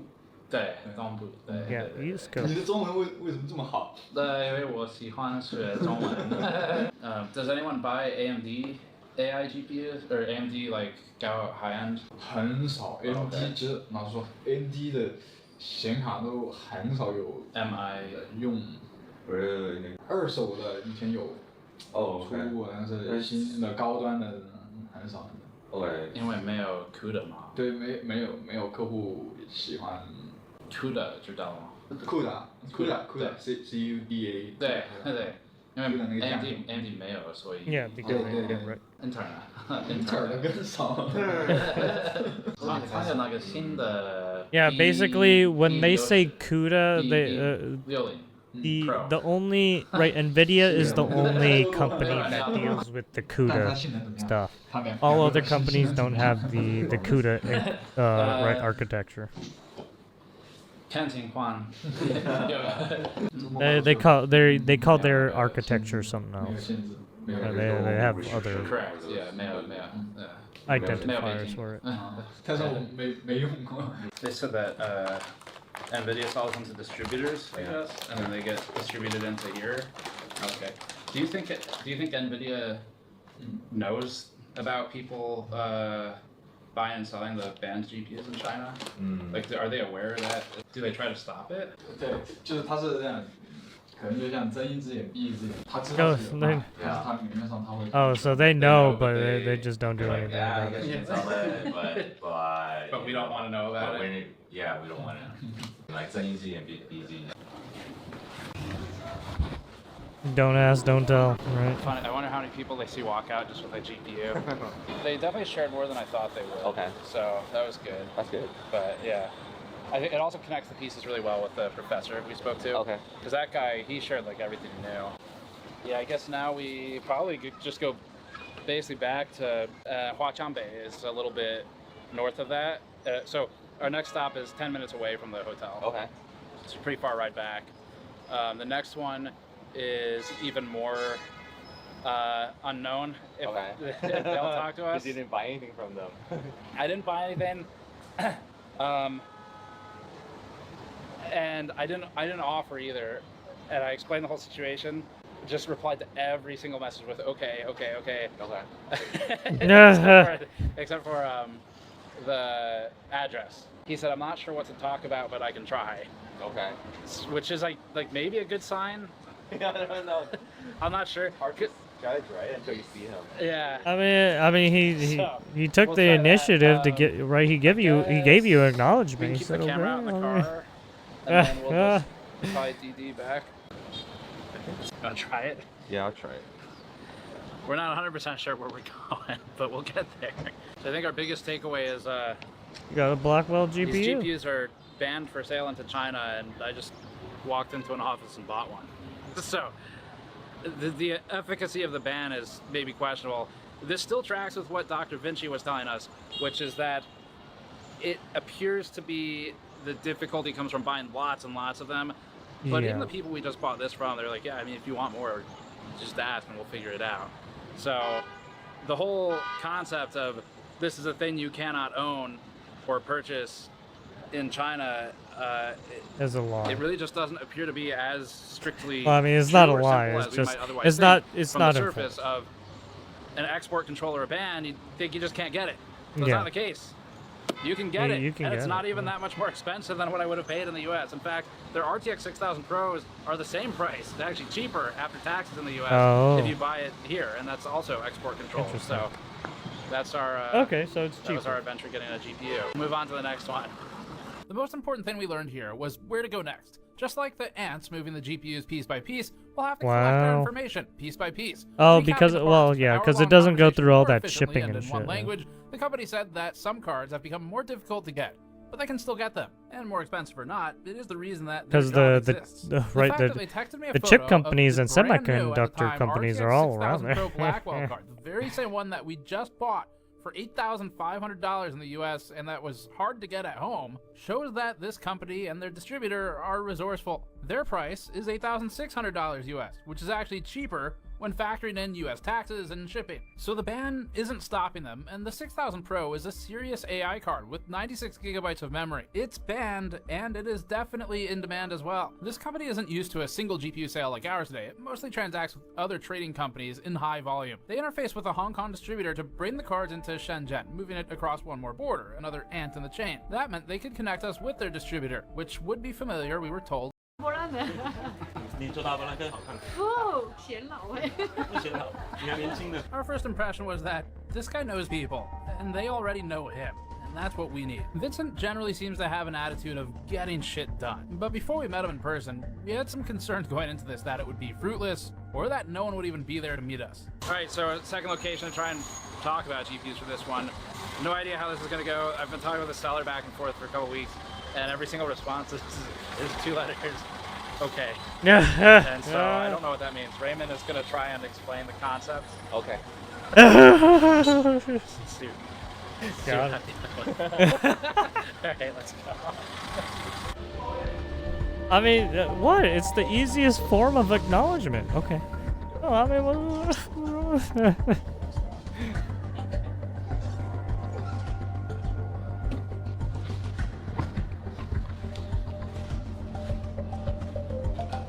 Alright, no beating around the bush. It's just straightforward. Okay. Yeah, sure. A lot of tech companies. Yeah. We had a lot of trouble finding our guy, but fortunately, it wasn't long before he found us. 你好，你现在直接下来哈，我2、3分钟就过来了。先生。 She had 210. 为什么？ Yeah. 哎，你好。你好。你叫什么？陈乐 Vincent。 Okay. Oh, they literally just meet in the fucking 啊，所以你有在卖这个 elevator. He's pretty open about it. Okay, You know, whatever he knows. 那谢谢。没事，但是你说要说英文，我的英文又不标准啊。你会说英文吗？英文说不标准的，口音没关系啊。不，很一般。在哪里是可以吗？在我就跟客户正常就贸易学的那几句，你钱给我货给你那种啊。Oh, just from learning by trading. Wow. Yeah. I mean, yeah, you do a lot of trades. You pick up some few words. Yeah. 你这里就很多。赛格，前面赛格市场。哦，赛格市场 ，OK。对。Yeah, there's a lot of stuff inventory. At SCG. So does he like just buy and sell? Is he a trading company? I guess. Yeah, he's a trading company. Trading company. Yeah, okay. So mostly from. Yeah. How do the GPUs normally get here? Like what's the process normally for them to actually? Because 因为这个 high end GPU high end 怎么说？高规的比较。高规。所以高规的 GPU 现在是美国北京的对吧？对。所以他们怎么正常进来中国？进来中国正常也是通过香港就进来了。Through Hong Kong. 香港啊，香港，从香港，台湾也有。Taiwanese people also sell them here. Oh, okay. So Taiwan and Hong Kong. One by one 一个。它是怎么进来？一个一个这样子，还是一个柜，还是一箱？一个啊，一个一个。啊，就是你买一个，你像你这样在。So you buy the same way you bought. So yes, they do the one by one method because they don't want to get caught. Oh, they do it more piece by piece. Yeah. Yeah. 所以如果客人要很多，基本上那就是也只能香港交咯。Oh, okay. So if you want a lot, you have to go to Hong Is Kong. there any consequence So you for bringing don't. them in? 就看你什么显卡了。如果是它那种静止的，是不是？是。静止的上基本上国内也没有，这个你只能去通过国外去买。Yeah, they don't. Oh, yeah. 但是说国内的基本上就5090这些通用的这些就有嘛。这些就工厂啊，他们都。Yeah, right. Some of the exactly right. Some of these right. Some of the factories are already making some of this stuff, so it's easier to come by this stuff. But it's harder to come by right the band stuff because right they don't make it over there. Right, everyone's making certain cards. Oh, so like in China, it's not like a real restriction, right? It's more from the U.S. side. Right. Yeah. So. Yeah, everything is just basically self-imposed restrictions in a sense. Right. It has nothing. Right. China's not doing it. It's the U.S. 各自就是每个人个人的渠道我们就不知道，正常我们可能就从香港买一点啊，比较近嘛，就这样。Yeah, like he doesn't exactly know where, but like Hong Kong is like the most closest and most common. Yeah. That is easiest to bring it in. What's the normal like order amount? Like how many cards does a company normally buy? 平均买的卡通常就是买几张？正常像我们就很小啊，我们可能1、2张而已。1、2张。Each company buys relatively low. They don't go overboard. 比如说 A。没有，我们这边可能畅销的可能就4090，稍微还可以，其他的就像5090太贵了，没人要。拿到货。所有的都是北京的。这些基本上4090就是比较常见的嘛，像 B100、200这些都没见过的。就是没有H20啊这些都看不到，没见过的。 So he apparently. 4090. So he says 4090 and 5090 cards are common, but he doesn't know why they banned the 4090 card. But then he hasn't seen the other cards. 减吧，就是有些功能被他减了嘛。是。就是像我们汽车一样，本身你那个就说本田一样，在美国就怕卖3.5升，到中国就卖2升。Oh yeah. Oh okay. 排量那个，它这种。So that's how they do it, right? Right, you just saw what they said, right? You saw what they said there. Alright, can we get it? Right, it's like Honda, right? From Honda in America, you get a 3.5 liter engine, but then in China, they make it a 2.0 liter engine, right? So they are changing the hardware just a tad, just a little bit. 只能说，对于我们来说就简单，那市场贸易就是。有什么货可以卖，我们就卖什么。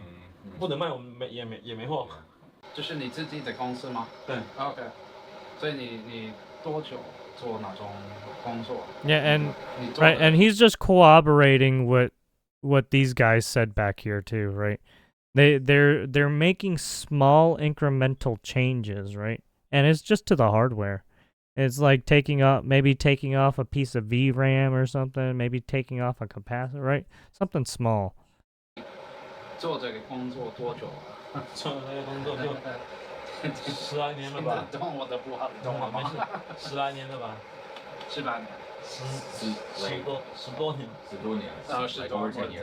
OK。应该就是好喝。它简单，北卡我知道好像是北卡有个大学很出名，出很多球星是吧？看篮球。Michael Jordan。Michael. They all know Michael Jordan. Dude, Chinese people and Michael Jordan. Dude. You know what I mean? Like if he has any need to go to Saiga to buy stuff. I guess Chinese people love sports. Yeah. In us following him to accompany him. Yeah. If you can find a soft way to present that, I guess. 可以啊。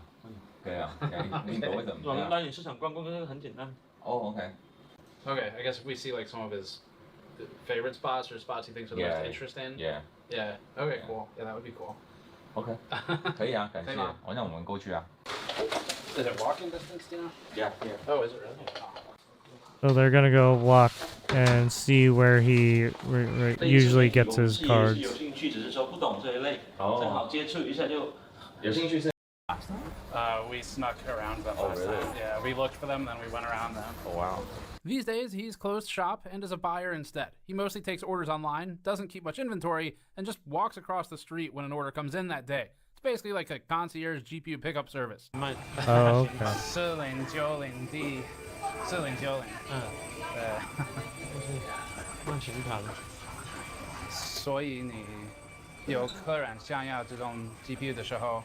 你来这里对买的吗？对啊，他们给你特色的价格吗？都差不多市场价。Okay. Because you can just come here and pick up your stuff, and then once you get an order, and just once you get the order online, then you pick up the stuff here and sell it. So he doesn't have to actually put down any of his own money to buy keep stock. Okay. This I think I've been to before. 这是帅哥吗？卖笔记本啊，卖电脑啊，智能另外一层就是显卡。Guard， 这样。所以你在这里有最喜欢的商店吗？ Yeah, so basically whenever there's like a guard or police officer, they kind of have to like hide the camera. Because they don't take too kindly to videotaping. He brought us to a friend of his who sells Bitcoin mining hardware and GPUs. Very strict on rules. No, look at all those cards right there. 你有5090吗？5090有吗？就是好奇经常多少钱？ This is where we learned the relationship. She thought he was bringing us here as customers, so she didn't want to share his cost with us. She said it's up to him to tell us what the price is, and then she'll tell him the cost. 我等一下我发给他。你直接跟他说没事的。我看一下这个。Okay. Yeah, A1000. What? A1000. Where's that? Oh, yeah, right there. Right here. Hello，微星19800。19800。微星的。19,800. That's not bad, honestly. Like that's pretty close to U.S. pricing. 2,600. The average price for a 5090 right now in the U.S. is $3,054. Yeah, It's actually like cheaper than average. But that's what the other guy was saying, right? Like the prices is like so similar. 谢谢。老外搞一下自媒体，看能不能宣传一下，帮你宣传一下，把美女拍漂亮一点。国外的是吗？啊，拍漂亮一点。Both. 帅哥的花。上件叫什么名字？我看不懂中文字。Intron。YC miner. BTC 的 Big, yeah, the Bitcoin. Yeah, those are all Bitcoin or yeah. Like with other interviews, we learned that people rarely want AMD and basically nobody wants Intel. 华星，什么显卡最好卖呀？5060吧。AMD 呢？他们规划在我想一下，Intel。680大比不大。把它拍晒一点啊！去美国打个美国妞。好，谢谢。谢谢。 Is she one of his suppliers? Do you know? Just like he does what he does. They're very similar. Oh, okay. Oh shit! He knows This her, is I a guess. big Yeah, ass okay. fucking server. Because he started off as like Got a rack right there. So she's still doing it. We told Vincent that we were getting ready to travel 6 hours north to check out a GPU repair shop that buys small components for not only repairing broken video cards, Yeah, this is service, fucking especially the expensive just a banned bunch ones, of but fucking also GPUs modifying and and tech in building there. new video cards that NVIDIA doesn't make. He said he had an idea for us. IC 的市场，IC 也没啥好，没什么好看。He's like nothing special, but we can go check it out. Yeah. 对保安嘛，保安。 Protect peace. 兄弟。 Understanding the full story with. What's he saying? So as long as they make money, they will like it. If they don't make money, then 听得 look 懂 for something else. 所以呢，中国人的思想跟那外国人的思想完全不一样。我们是根据我们挣钱去为了生存而去操。Yeah, yeah. 他们是为了他们兴趣。 Yeah, the Chinese, right? You can see the difference in right ideology in terms of Vincent's how cousin connected a missing link right, for us. the People work like him ethics, selling right? FETs, inductors, capacitors, resistors, MLCCs, and so on for repair Or shops the can help to supply the right, the parts needed business for upfit ethics. or modifications. For GPUs, Right, someone compared doing this kind right of work, China but specializing business in video ethics cards, compared might to source right additional USA VRAM, for business example. He ethics. told us about how 5090s are easy to get because the local factories supply them, matching Mr. Five's comments earlier. Some of the sellers here told us that they're capable of sourcing devices like A800s or even A100s. They just didn't have them on site. They have them in a more secure spot. That's because there's a separate area for the warehousing. Unfortunately, we learned where they are from our new friends in SEG. Like every other link in this chain, we're getting closer to understanding the full story with each person who pours some tea for us. 感谢，太感谢了。没有，非常感谢。才有空来喝茶才好。Why do you say cool? He likes chatting or hanging out. 对，因为跟不同文化的人 Hanging 交 out, 流一 drinking 下， some 可以 tea, 接触到不同 learning 的 each other's 就 yeah. 像一些文化方面的交流。 Yeah, if you've noticed, some of these Chinese people, they're really interested in right the American culture, right? They love fucking basketball. We agree, but it was time For to some head reason. back because tomorrow. They like Michael Jordan. Fine, they like Michael Jordan.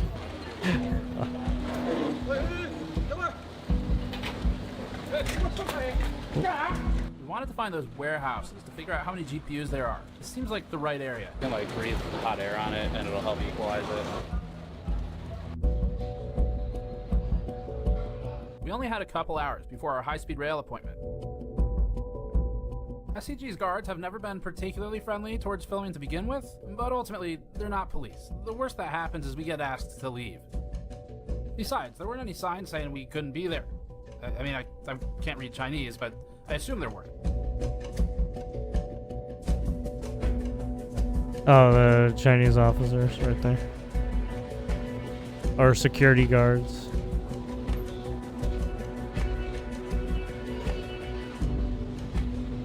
So everything's shutting down. Closing up shop for tonight. All of them are banned, but I did see a couple. All of them are banned. Probably a dozen total. Distributor.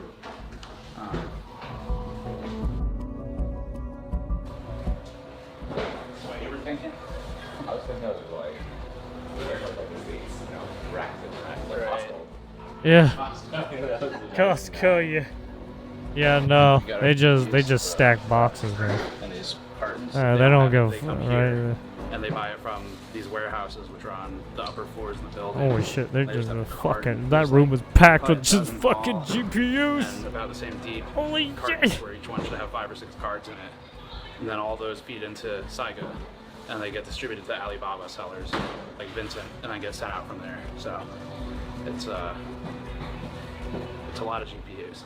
Oh Not all my of them are god. banned, but I did see a couple 5090s. So. Motherboard. Yeah, motherboard. Yeah, I just didn't expect this. It was this like secretive. Yeah. A little bit more mysterious. No lights.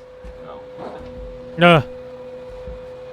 The perspective is amusing. From the perspective of the United States, this floor is filled with highly illegal items. They didn't have export Correct. licenses. From the perspective of people working here, this is just their job. It's Yep, not yep. shady. It's not some subterranean refuge of firearms. It's just a poorly lit warehouse, like any number of other warehouses around the world. Correct. But the perspective of the American government here would be different from people working here. They just Oh wanna sell yeah, these the things and the go home. the On American other hand, government from the would perspective of fuck people you. working here, we're the They would shady want to ones, tear this walking whole around place filming, down, man. Specifically They trying would to not draw take attention. everything, right? This is Take not everything We're back. just noticing how nobody cares that we're here. It's just like, no, nobody gives a shit. And that is called foreshadowing. It's all individual companies, all these doors of different warehouses.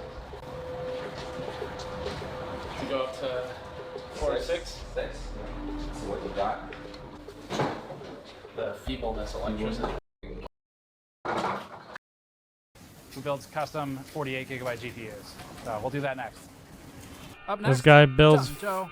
custom 48 GPUs. Okay, gigabyte The GPU. GPU black market. What he does is fix video cards. He does that for consumers and for companies. Sometimes that means people want him to modify video cards to double the VRAM, for example. That's where it starts getting into the territory that's interesting for our movie today. So we're in Zhengzhou. It's about 6 a.m. scorching Yeah, hot. I It's about kinda wanna 30 see this degrees part. Celsius already, and just got breakfast. Now we're going to see our repair shop guy, check out the 48 gigabyte GPUs, and see what he knows about the AI GPUs and how they get in. It's real fucking hot. It's real fucking hot. Yeah, I bet. We're just walking on the road to get the car, It's probably humid as fuck right there right now. or at least this is how Raymond does it here. I don't know if that's how you're supposed to do it. You probably got that All right, so sticky we're at humidness. Don's repair shop. He's up there right now. Actually, it's probably there's probably no Vest. moisture. We got a pan up there. So we're gonna go in and Maybe, work with possibly. them on, Well, they're close by an counterfeit GPUs and ocean, 48 so gig 4090s. there should be some moisture. Yeah, it might be just dry, right, and humid. There's no moisture.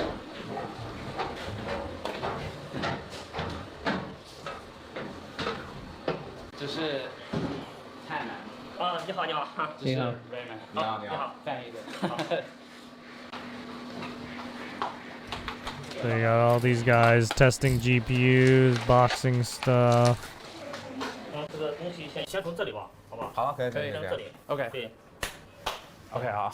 我们这边是测试的平台啊，就是说客人修好的显卡全部要在这里压力测试2天到 2 to 3 days 哦 each, 这边 they test the GPUs 多少显卡 that they 一天我们 fix. 大概最少要50张吧，50张最少。 50。 对对对。 OK 这么多。 The reason why you run it for 2 to 3 days is to make sure that it's right. It's up to 很 snuff. 常见，在我们国内可能卖的并不是很多。 Need help with that. Okay, so Right, there's also little reason why you should turn off your computer FE as well. Okay, so there's in a way there's some 5090s, Yeah. but then because there's not that many, then there's not that many. If you to want to repair. stress test a system, well, you basically try and keep 像 it 这里 running. 下面这都是要测试的显卡，就是 Put it 没修 on 好 the 以后的 fucking most craziest video game with the craziest graphics. 因为的 Let's see if it'll 大部分 fucking 是 destroy your 当然 VMD 的还 PC. 有 OK 都有，一般都是69、68、79， OK 还有 They're 69 using Wukong to test everything too. Hell 都 yeah. 是已经大部分都过保了嘛。 so the older cards. Yeah, just like I mean, Wukong is Past it's actually a warranty pretty cards, yeah.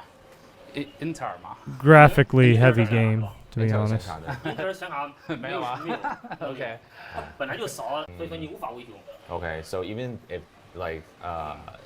there's not many Intel cards, Yeah. and then if they want to repair it, they're unable to repair because they don't have the information or the there's experience in dealing with that. Okay, so there's not really any info for the Intel ones. None. Okay. No, not enough These are all info for finished, Intel. repaired, ready to go. So they can only So they do have all this basically. here, and they're gonna weigh it, Wow. and then have everything packed and ready to go. Cool. Are most of the cards that come in local to Zhengzhou, or are Basically, they they're from only trained in NVIDIA 会寄过来。 because they don't have the schematic plans on right in Intel, like how to correctly do it without fucking stuff 互 up. 联网的平常像你们一样拍一些视频，他们通过视频了解到的。是透过视频了解到。对。Okay, yeah, through like his channel. Through Billy, yeah, I guess. Billy. Cool, very cool. 这边的就是维修台，我们的师傅。OK. 进行维修。像这里电脑都准备好，测试修好了显卡。然后。This is cool. This is a schematic, I guess. 对。有可能只换一个电阻，可能耗你几天的时间。Yeah, so they look at the schematic and then they check to see if all the pieces are there. Is it hard to find the schematics, the drawings, I guess you could say, but yeah, for older models, like for the newest ones, and it's usually takes a while to. 示意图. Is that what it is? Yeah, schematic. Okay. Do they ever do? Oh yeah, these PCs, yeah, these boards. CPU 坏的. This thing is like layered. There's layers and layers of different architecture. 可以的，比这个简单多了，这个。Really, that's the easy part. Oh, really? Okay. It's a lot easier than doing. Right, because you have the circuitry lines that swapping the GPU. Right, to make the connections, because you need to get the power, right, the electricity, the voltage to those sources. We spent another 2 hours. Right, and then you touring got the shop. It's pretty amazing. We actually have a full separate. And then video you that got we're the gonna put right the together and publish. capacitors and shit like Forever that. translate it, and we'll do that The because we hit our VRAMs. stretch goals on the fundraiser for this movie, where we said we'll post a full separate breakout video just of his shop because it's so damn cool. But the real reason we're here for this specific topic today is to see how these cards are modified. Because if there's an export ban, on Yeah, and you GPUs see going all to those China, then it becomes critical right, for all those China little to be more self-sufficient on keeping those GPUs. Yeah, all of these little things, you need to make sure that there's none of these are fucked up, right? That they do manage to get in service. Most of the repairs are more typical things you'd expect of soldering. There's board heaters, soldering irons, surface mount components gathered from suppliers nearby, similar to the one that we saw in Shenzhen, and a lot of test stations. But one thing that's unique to China, and especially to this shop, is the ability to take an existing model video card and completely modify the SKU into something that NVIDIA doesn't even make. NVIDIA is intentionally restrictive with how much RAM it puts on cards. Part of that is to upsell people to more expensive model. Actually, that's pretty much all of it. That's basically why they do it. But at shops like this one, they double the VRAM on some of the cards that come through. It's a fully custom SKU. So we wanted to see if he had one lying around that he could show us, and he did one better than that. So yeah, so this guy basically just makes custom cards sometimes. We can make one right now. Okay. 对，我们可以先做的。Okay. Did you want me to make one? If he feels like it, if it's not too inconvenient. 所以真的可以现做吗？可以啊。可以啊。4090、48G 的，就是从24世纪，就是转变成48G 的过程，我可以展示给你们。He could do the from 24 to 48 gig. That'd be cool to see. Right now. Yeah. Yeah. 真简单的。可以啊，可以啊。可以吧？可以，感谢。可以。来前进。Yeah, I want to see. That is really interesting. I think that's what's happening. Yeah, this is you don't get to see that. So they got a working GPU. Make sure it's all working. First check. GB. This is a 24 gigabyte 4090 that's been through a lot of repair steps. So if we zoom in up here, they track the repair history on the card in order. So this is 1, 2, 3, 4, 5, 6 repair steps. The board's been through a lot. It originally didn't work at all, and then they had a memory problem. They had some other problems in between here, and now it's actually working. I think that's what that OK is, and so it's functioning now. Yeah, you can see it even turns on. So it's a 4090 posting POS, and it's got all 24 gigabytes detected. But because this board has been through so much, through so much like trauma, yeah, it's going to be better to harvest the expensive components and put them on a new board, so they don't have to worry about if it's just going to fail again in the future from something else. So I think the next step is maybe going to be to put the extra memory on it to go to 48 gigabytes. So okay, 好，谢谢。我简单的给它跑一下测试。Okay. He's gonna run a quick test. Yeah, for a mark. 440瓦。对对，已经到了450瓦。What's like the success rate of the swap for him? 那你换掉的时候，那个几率高吗？就是那个成功率能占了99%。哦 ，OK， 哇。对，但是就怕那个1%。Okay, yeah, there's still like a 1% chance. That's really good though. I mean, yeah, that's impressive. 好，这时候我关掉吧。Cool. 关掉以后，咱们就把它拆掉。你所有这些的维修自己学的吗？对，自学的。哦，cool, OK. 无论有没有显卡都要把这个装起来。OK. protect it. 这个是因为防止有静电。 Oh. Yeah. 对，防止有静 That 电。 electricity, yeah. To protect from static. Oh, ESD. Okay. So it's protecting it from static electricity with the cover on the PCIe slot. And now we're gonna go into the lab. So this is the repair lab with stacks upon stacks of GPUs. They test about 50 a day here. Because NVIDIA doesn't make a 48 gig 4090, the repair shop has to source its own PCB. It needs something that has enough pads for all the memory modules they're adding to it. They work with a third-party supplier that builds a PCB, uses an SMT line to place all the VRM components, and has the extra wiring, circuitry, and pads to support 48 gigabytes of memory. That's what you're looking at here. It's a custom board just for this. Cool. 这个就是18G 的 PCB。So yeah, they get the custom board and then just rip out the parts and then put it on there. It's made custom. He said you just buy it from shops. They all have it, and it's. He was saying they're very common here. So first is disassembly. This is going to take apart the old card. So what did he say? Sometimes people buy like 10 or 20 at a time or something? He gets a 10 or 20 orders at a time. And then that was like numbers or model. Yeah, for AI. Yeah. Running like running models or whatever they're doing. Does he think? Does NVIDIA care? Does he think NVIDIA cares that people? Because this isn't an official SKU. Right. Not that he should give. You know, he has no reason to care. But yeah. 那个原厂啊 ，NVIDIA 他们啊，就是他也大家也不会说，哎，你们不要这样子啊，但是应该不会吧？应该不会，应该不会。 I mean, I don't think they would. I mean, he's. They can't do anything anyway. Yeah, I mean, he's. Aftermarket. Yeah. You can. It's kind of like sweeping up your car. Right. Sometimes NVIDIA blocks stuff. I mean, it's the same way how the Chinese government to thinks they can specifically try and block the stop like our modification. companies. Right? They can't. How long does this step normally take? 这个常常需要大概 Right? They can't enforce. Right? They can't really enforce the rules.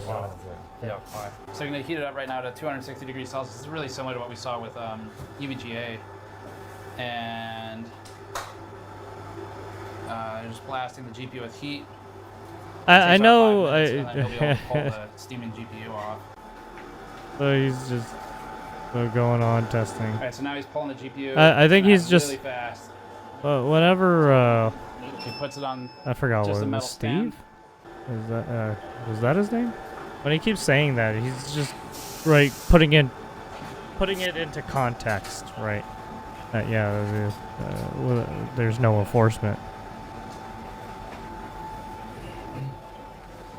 就咱们去取这些显存的时候都要用到。So memory. So now they're using a board heater.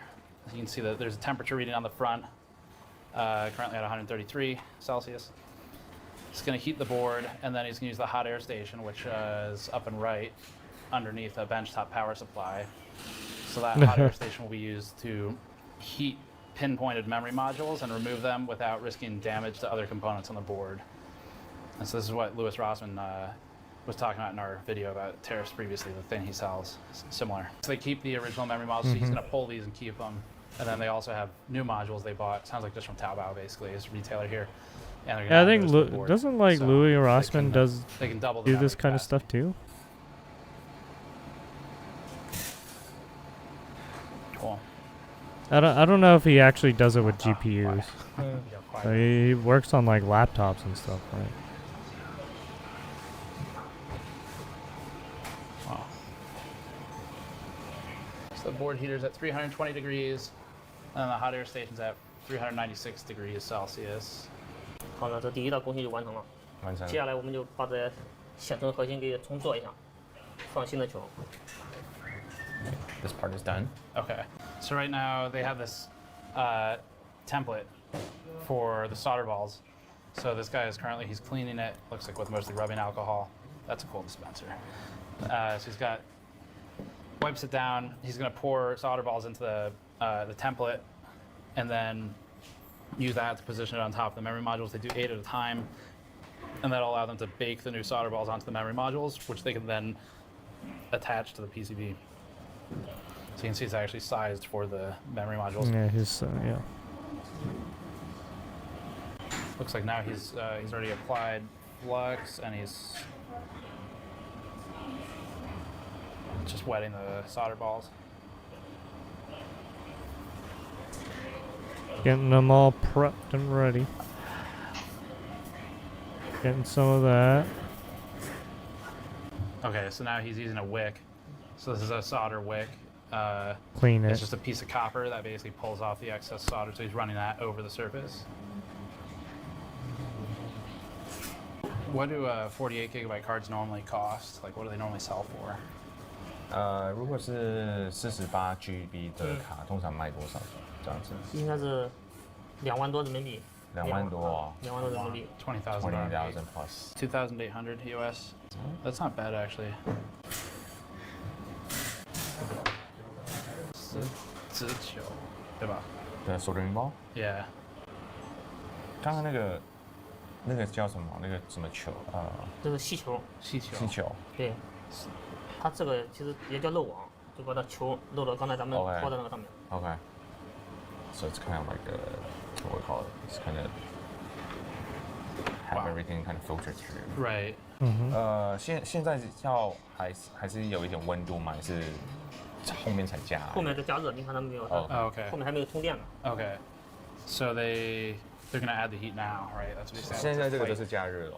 对，这个是加热。是要多少温度？温度是多少？温度的话，一般调个100多度，不能太高。Okay. 对。Oh, okay. Because he needs to do another one, right? Yeah, he's gonna do another one. Okay. Because he can only do 8 at a time. Based on his okay. tool. Yeah. Yeah, he has to do it. Doesn't do it to the rest. Closes off the rest. Heat, so the hot air station is currently running at 390 plus or minus degrees Celsius. He's directly applying heat to the surface, to where the solder balls are, and then he's got the memory modules themselves heated from underneath by a hot plate. So the hot plate's plugged in, that's running at 195 degrees Celsius, and now he's just holding it down while he presses it into the hot plate.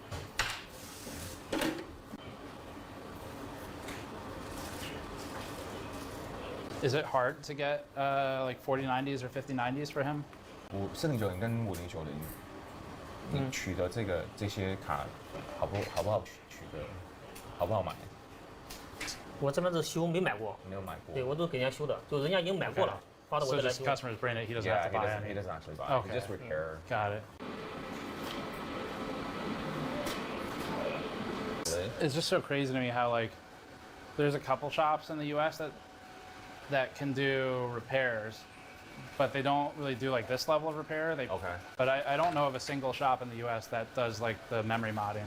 因为在美国顶多就是可能。Yeah, we don't. Yeah, I don't. Yeah, there's not a lot of people that do memory modding. Right, for the U.S. For him, it's like it's worth it. For the customers, it's worth it. Yeah. Yeah, because it doesn't like the labor cost or the service cost is not as high. Yeah, and for us, it would be high. Right, especially when we don't do that on the regular. 上面。这不是吗？这就是。Oh, okay. 中餐膏。红小件。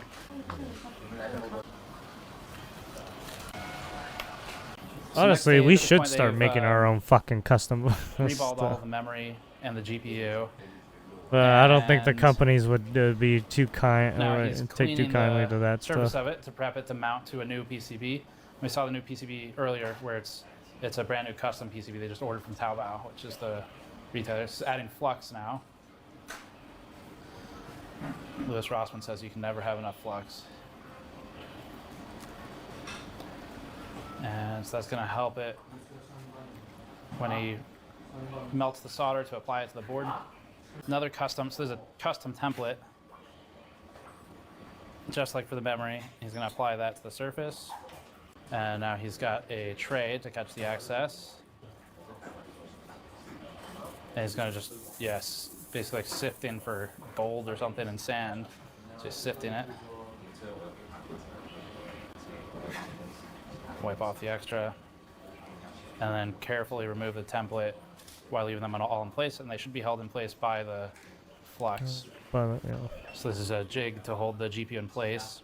I guess the question is that to protect the GPU from the heat? 日版中间那一片那个铁的那个板子啊，是用来保护那个核心的是。对对，要不然的话 Protects the ship. Interesting.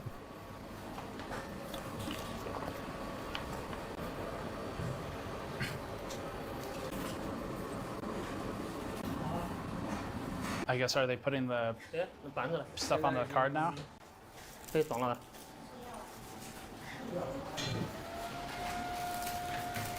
This is a new one.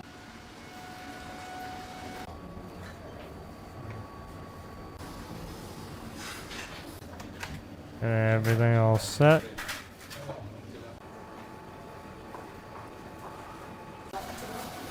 Getting it all heated on, getting it all stuck on. Okay, so now the GPU's on there. So we're at the final stage. This whole process is like about 2 hours, I guess. And now we're doing the opposite of what happened earlier in the day.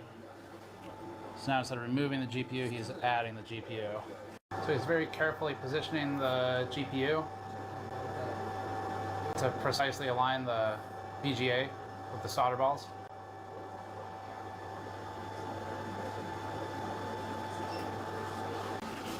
And now he's left the room, so I guess Tannen's going to take over from here. Interesting. So it looks like he's starting to reach steady state on the temperature, a couple hundred degrees. Ton of bubbling going on at the edges. So they basically do it assembly line work. Back on. So at this point in the process, the PCB has been swapped. The PCB already had all the VRM components and the I/O populated, 12-volt high power. And now they've added new memory to the front and the back. One's got reused memory, one's got brand new, and then the GPU's been pulled and swapped and is now being remounted. And they're telling us that this is a 99% chance success.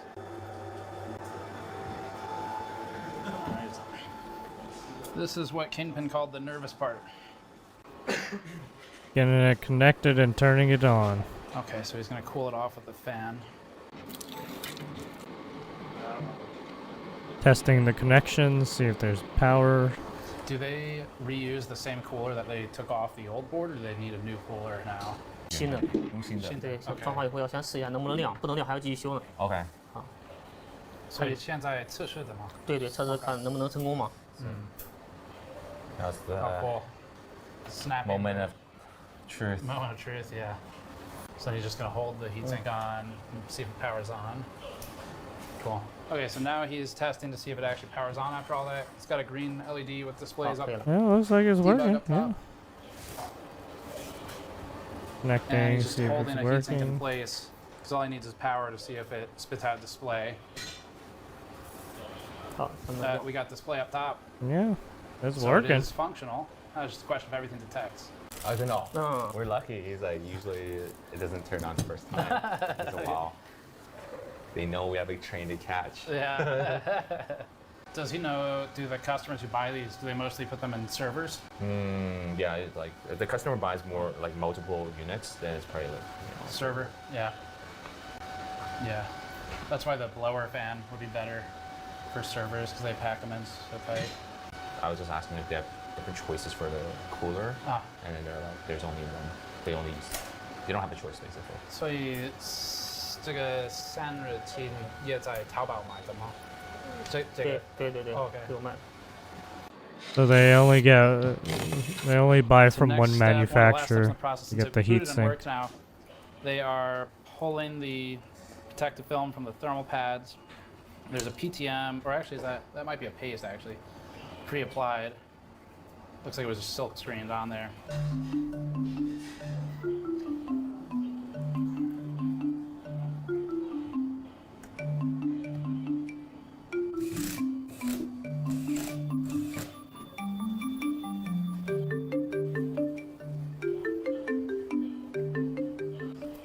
Like There it is. So within 2 hours, start to finish, we have a working 4090 48 gigabyte. At the beginning of this process, the card was working, but it had been through so many repairs that it was very likely it'd break again at some point from something they couldn't really predict. First of all, from a waste standpoint, it's just way better to figure out a way to save that card because the PCB is kind of the least valuable thing in all of that, and is also the least precious of the resources. Being able to save the silicon that's in the memory and in the actual GPU itself, That has a lot of value, but especially has value in China, where they just don't have as much supply. Even though the supply looks pretty damn good from what we saw, it's still intentionally restricted. So purely from the perspective of the people living there, not only is this better than what NVIDIA shipped to begin with, and really not that far off in price when it was at its most scalped, it's also just a good way to kind of keep the silicon in circulation.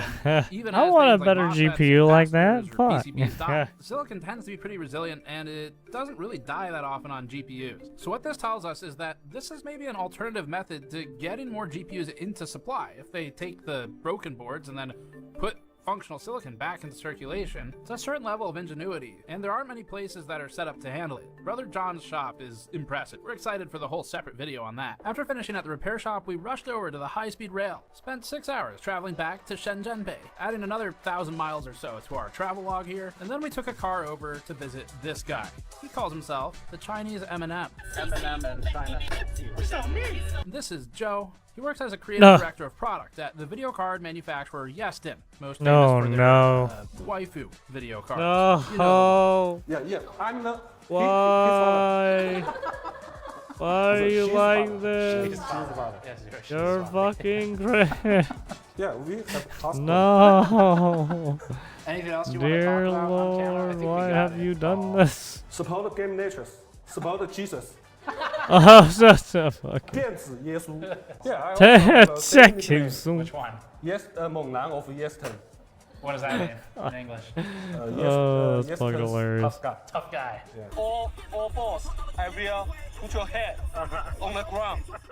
Joe and Yestin were not officially contributing to the black market side of the research here, just to be clear to their own partners. Instead, they showed us around their factory. This will be a separate upload later with an actual factory tour with them, showing how the waifus are made. But in this particular video, there were a few interesting things we learned that we thought fit here pretty well. The big takeaway from the factories is that they receive their GPU supply, of course, from their partners. That would be AMD, Intel. So this is one of those right. Like you said, this isn't a company that does that isn't trading black market. They do they're above board. Or NVIDIA, and the memory is often packaged with it. But for the most part, everything else that they use, unless they're buying reference PCBs, all of that comes from whatever sources they want to find for their supply. We were also informed that there's very little oversight in terms of the management of the rejects at these places. They can file for refunds if, for example, a chip is bad.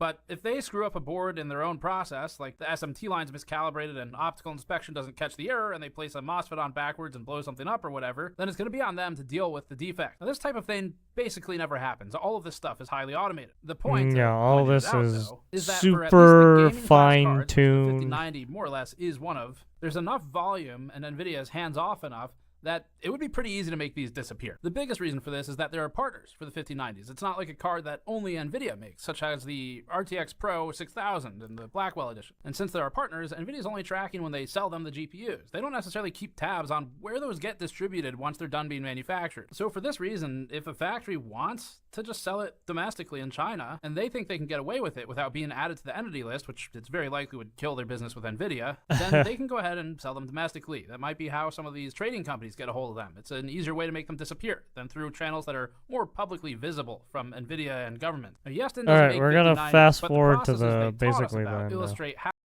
much wealth you might expect for taking such risk. We can't overstate, though, how important it was to get this piece of the story, as this allowed from U.S. retaliation. But large-scale smuggling and pre-assembly, especially in China, there's not a ton they can do anyway. That's a look inside the manufacturing process, which we felt was an important piece to this story. Let's inflow of PCBs, reels upon reels of components that are placed smallest to largest, with the most valuable typically at the very end, that'd be the GPU, in China and never left. If it was reported as a defect to NVIDIA, then it may have effectively just been written off and considered trash. But after seeing how a highly skilled group like Brother John's repair shop a second ago can just repurpose all those components that are still good, you could see how there would be value in figuring out a way to make that board disappear, even if it's supposed to be in the trash. This comes back to NVIDIA's turning a blind eye, because they'd eventually notice it from the serial number popping up somewhere, but maybe they choose not to. And besides, once someone has it, especially in China, there's not a ton they can do anyway. That's a look inside the manufacturing process, which we felt was an important piece to this story. Let's move on to the next stop. My favorite place to go in the world, Taipei, Taiwan. Taiwan #1. Most of our stay in Taiwan was for other stories. However, we did accidentally unturn one stone with something interesting under it. We can't show any B-roll for this because we do protect sources, so we're just showing some other footage instead. A B2B company in Taiwan noted to us that it's commissioned by Chinese companies to import servers for pre-testing and pre-assembly and setup steps. When we asked what the GPUs were that the servers ran, having just done all the rest of this, we realized that all of the hardware is export controlled. Once the B2B agency completes its testing, it ships the system out to the original buyer. Basically, they act as an intermediary to buy the machine, mark it up, and reship it to the original purchaser, maybe with actual testing. We also spoke with a company that conducts business in Singapore. The company informed us that they are also aware of similar pass-throughs for so-called testing or data services.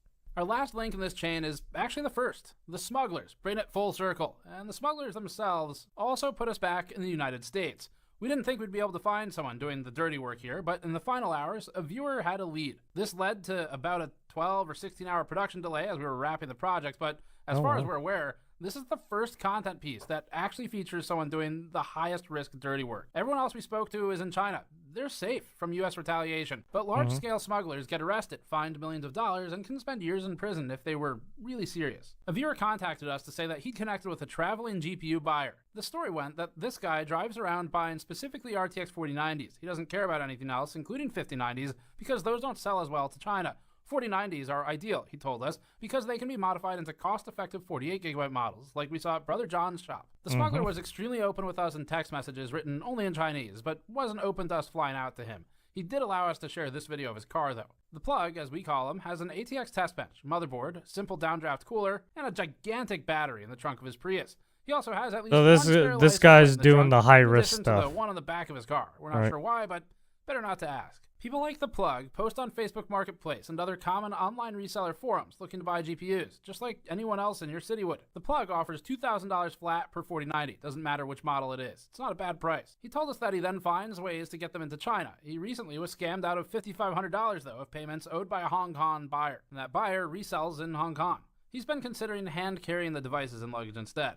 Margin is slim. He makes just under $300 US per GPU profit. But that's before counting gas, potential hotels as he travels, and time. Our understanding is that some in his shoes will strip the GPU cooler off. Yeah, notice how he already lost $55,000 because it can be cheaper to do this than pay for the weight and the size. He sometimes buys entire computers just to take the 4090s out, as that's what the bounty's on. He then sells the remaining system back to whoever will buy it. He told us that 5090 prices in China are falling so fast due to oversupply, ironically, that he'd lose money reselling it to China and would do better flipping it to Americans. The Plug isn't rich. She seems to be doing okay, but it's not the type of wealth you might expect for taking such risk. We can't overstate, though, how important it was to get this piece of the story, as this allowed us to fully complete the chain. And a huge thanks to our anonymous viewer who... Yeah, the fact that he actually got in touch with this guy is pretty crazy. Because this guy's... Oh, man. Right, some of these guys are running dangerous operations. Have a harder time getting them out undetected. And that brings us to the end of our travels, but not the end of this piece. We have two more entities to look at, and that's NVIDIA and the US government. The legality is simple. This is our understanding of it. There's no restriction on purchasers, only on sellers the US has control over. Even Americans buying GPUs in China are not violating any laws. It is not restricted. So we'll start with selling. The simplest I mean, like I said, this is self-imposed, right? What the U.S. is doing is self-imposed, right? Because China isn't imposing the rules on themselves, right? It has to do with the sale, it's only the U.S. government imposing this on themselves. Buying from U.S. companies like European companies who would be under guidance from both NVIDIA and, if they do business with the U.S., its government. And I'm pretty sure there's people in America who do custom stuff. It's just there's very few, or at least they're hiding because they don't want to get caught. If the seller does not have a re-export license, they don't want to feel the ire of NVIDIA or fucking Intel or AMD. As for those guys are big companies. Nothing illegal They'll try to fuck you in the butt over here to buy these GPUs. But it's also not illegal to sell them in China for a Chinese company. The Chinese government doesn't generally enforce American export laws. Other nations cooperating with the United States might, such as recent arrests in Singapore, but once the GPU is in China, the people in possession of it likely don't care. Buyer or seller, or someone who does both, like GPU dealer Vincent. And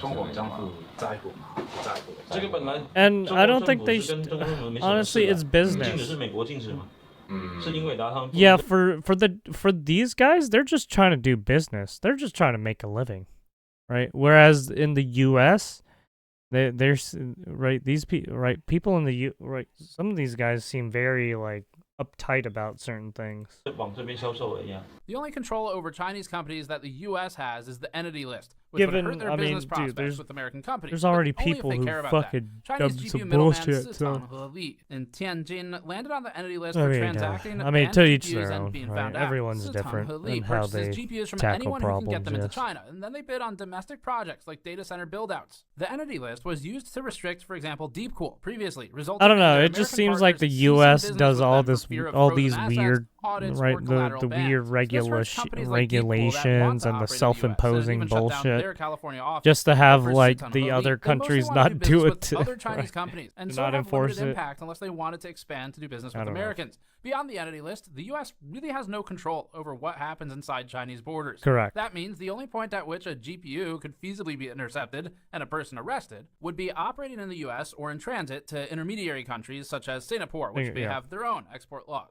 The people buying and selling them within China are not breaking any of their own government's laws, though. And so we come back to NVIDIA. At every turn, it really looks like NVIDIA is playing all sides. If there's Correct. enough money to be made, anybody is NVIDIA's Well, I friend. mean, they're We just think the story playing of by AI GPUs right has the become a U.S. story of rules, corruption right? Because between they're in the governments U.S. and the wealthiest company the U.S. on is Earth. For example, putting on April pressure 30th, on them. Amazon-backed AI startup Anthropic called on the U.S. government to increase export control restrictions to China. As part of this blog post, Anthropic said the government needs to Anthropic. improve its export enforcement to reduce smuggling. The company cited examples of chips being smuggled with, quote, prosthetic baby bumps, end quote, and, quote, Wait, live what? lobsters, end quote.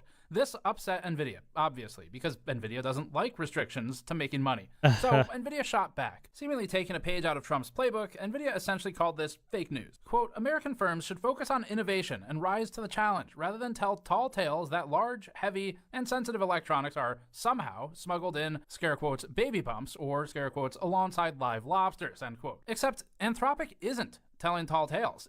It's right. A 2022 video that we uncovered someone showed a was trying to security check smuggle- at Zhuhai, a port in Guangdong. It's not far from Shenzhen, wherein a woman with a prosthetic baby bump was shown Holy to have been carrying shit. CPUs and iPhones instead. The report made it to customs.gov.cn, God damn, stating that she arrived lady, from what Macau, are you a common doing? go-between, similar to Hong Kong. This story got international attention in technical media, and we No wonder. reject the possibility that NVIDIA wasn't aware of it. We found the official Chinese government posting about smuggling from Macau. Imports to most of China are taxed, and so tax evasion coupled with smuggling will increase margin on the electronics rather than sharing it with one of the two governments. If you're already breaking a U.S. law, it seems some just go for a hat trick and increase Well, I the mean, profit. As for the reason why the U.S. real doesn't too. like it We is unearthed because this they're not official getting Hong their Kong cut, Customs website right? And detailing a you're white basically van cutting, busted driving you're on the cutting out Zhuhai-Macau the bridge U.S. filled with when they had a 200 hand in kilograms that of right undeclared live technology and lobsters stuff. and, They want their yes, share. 70 smuggled GPUs, They want their complete with taxes. photo evidence.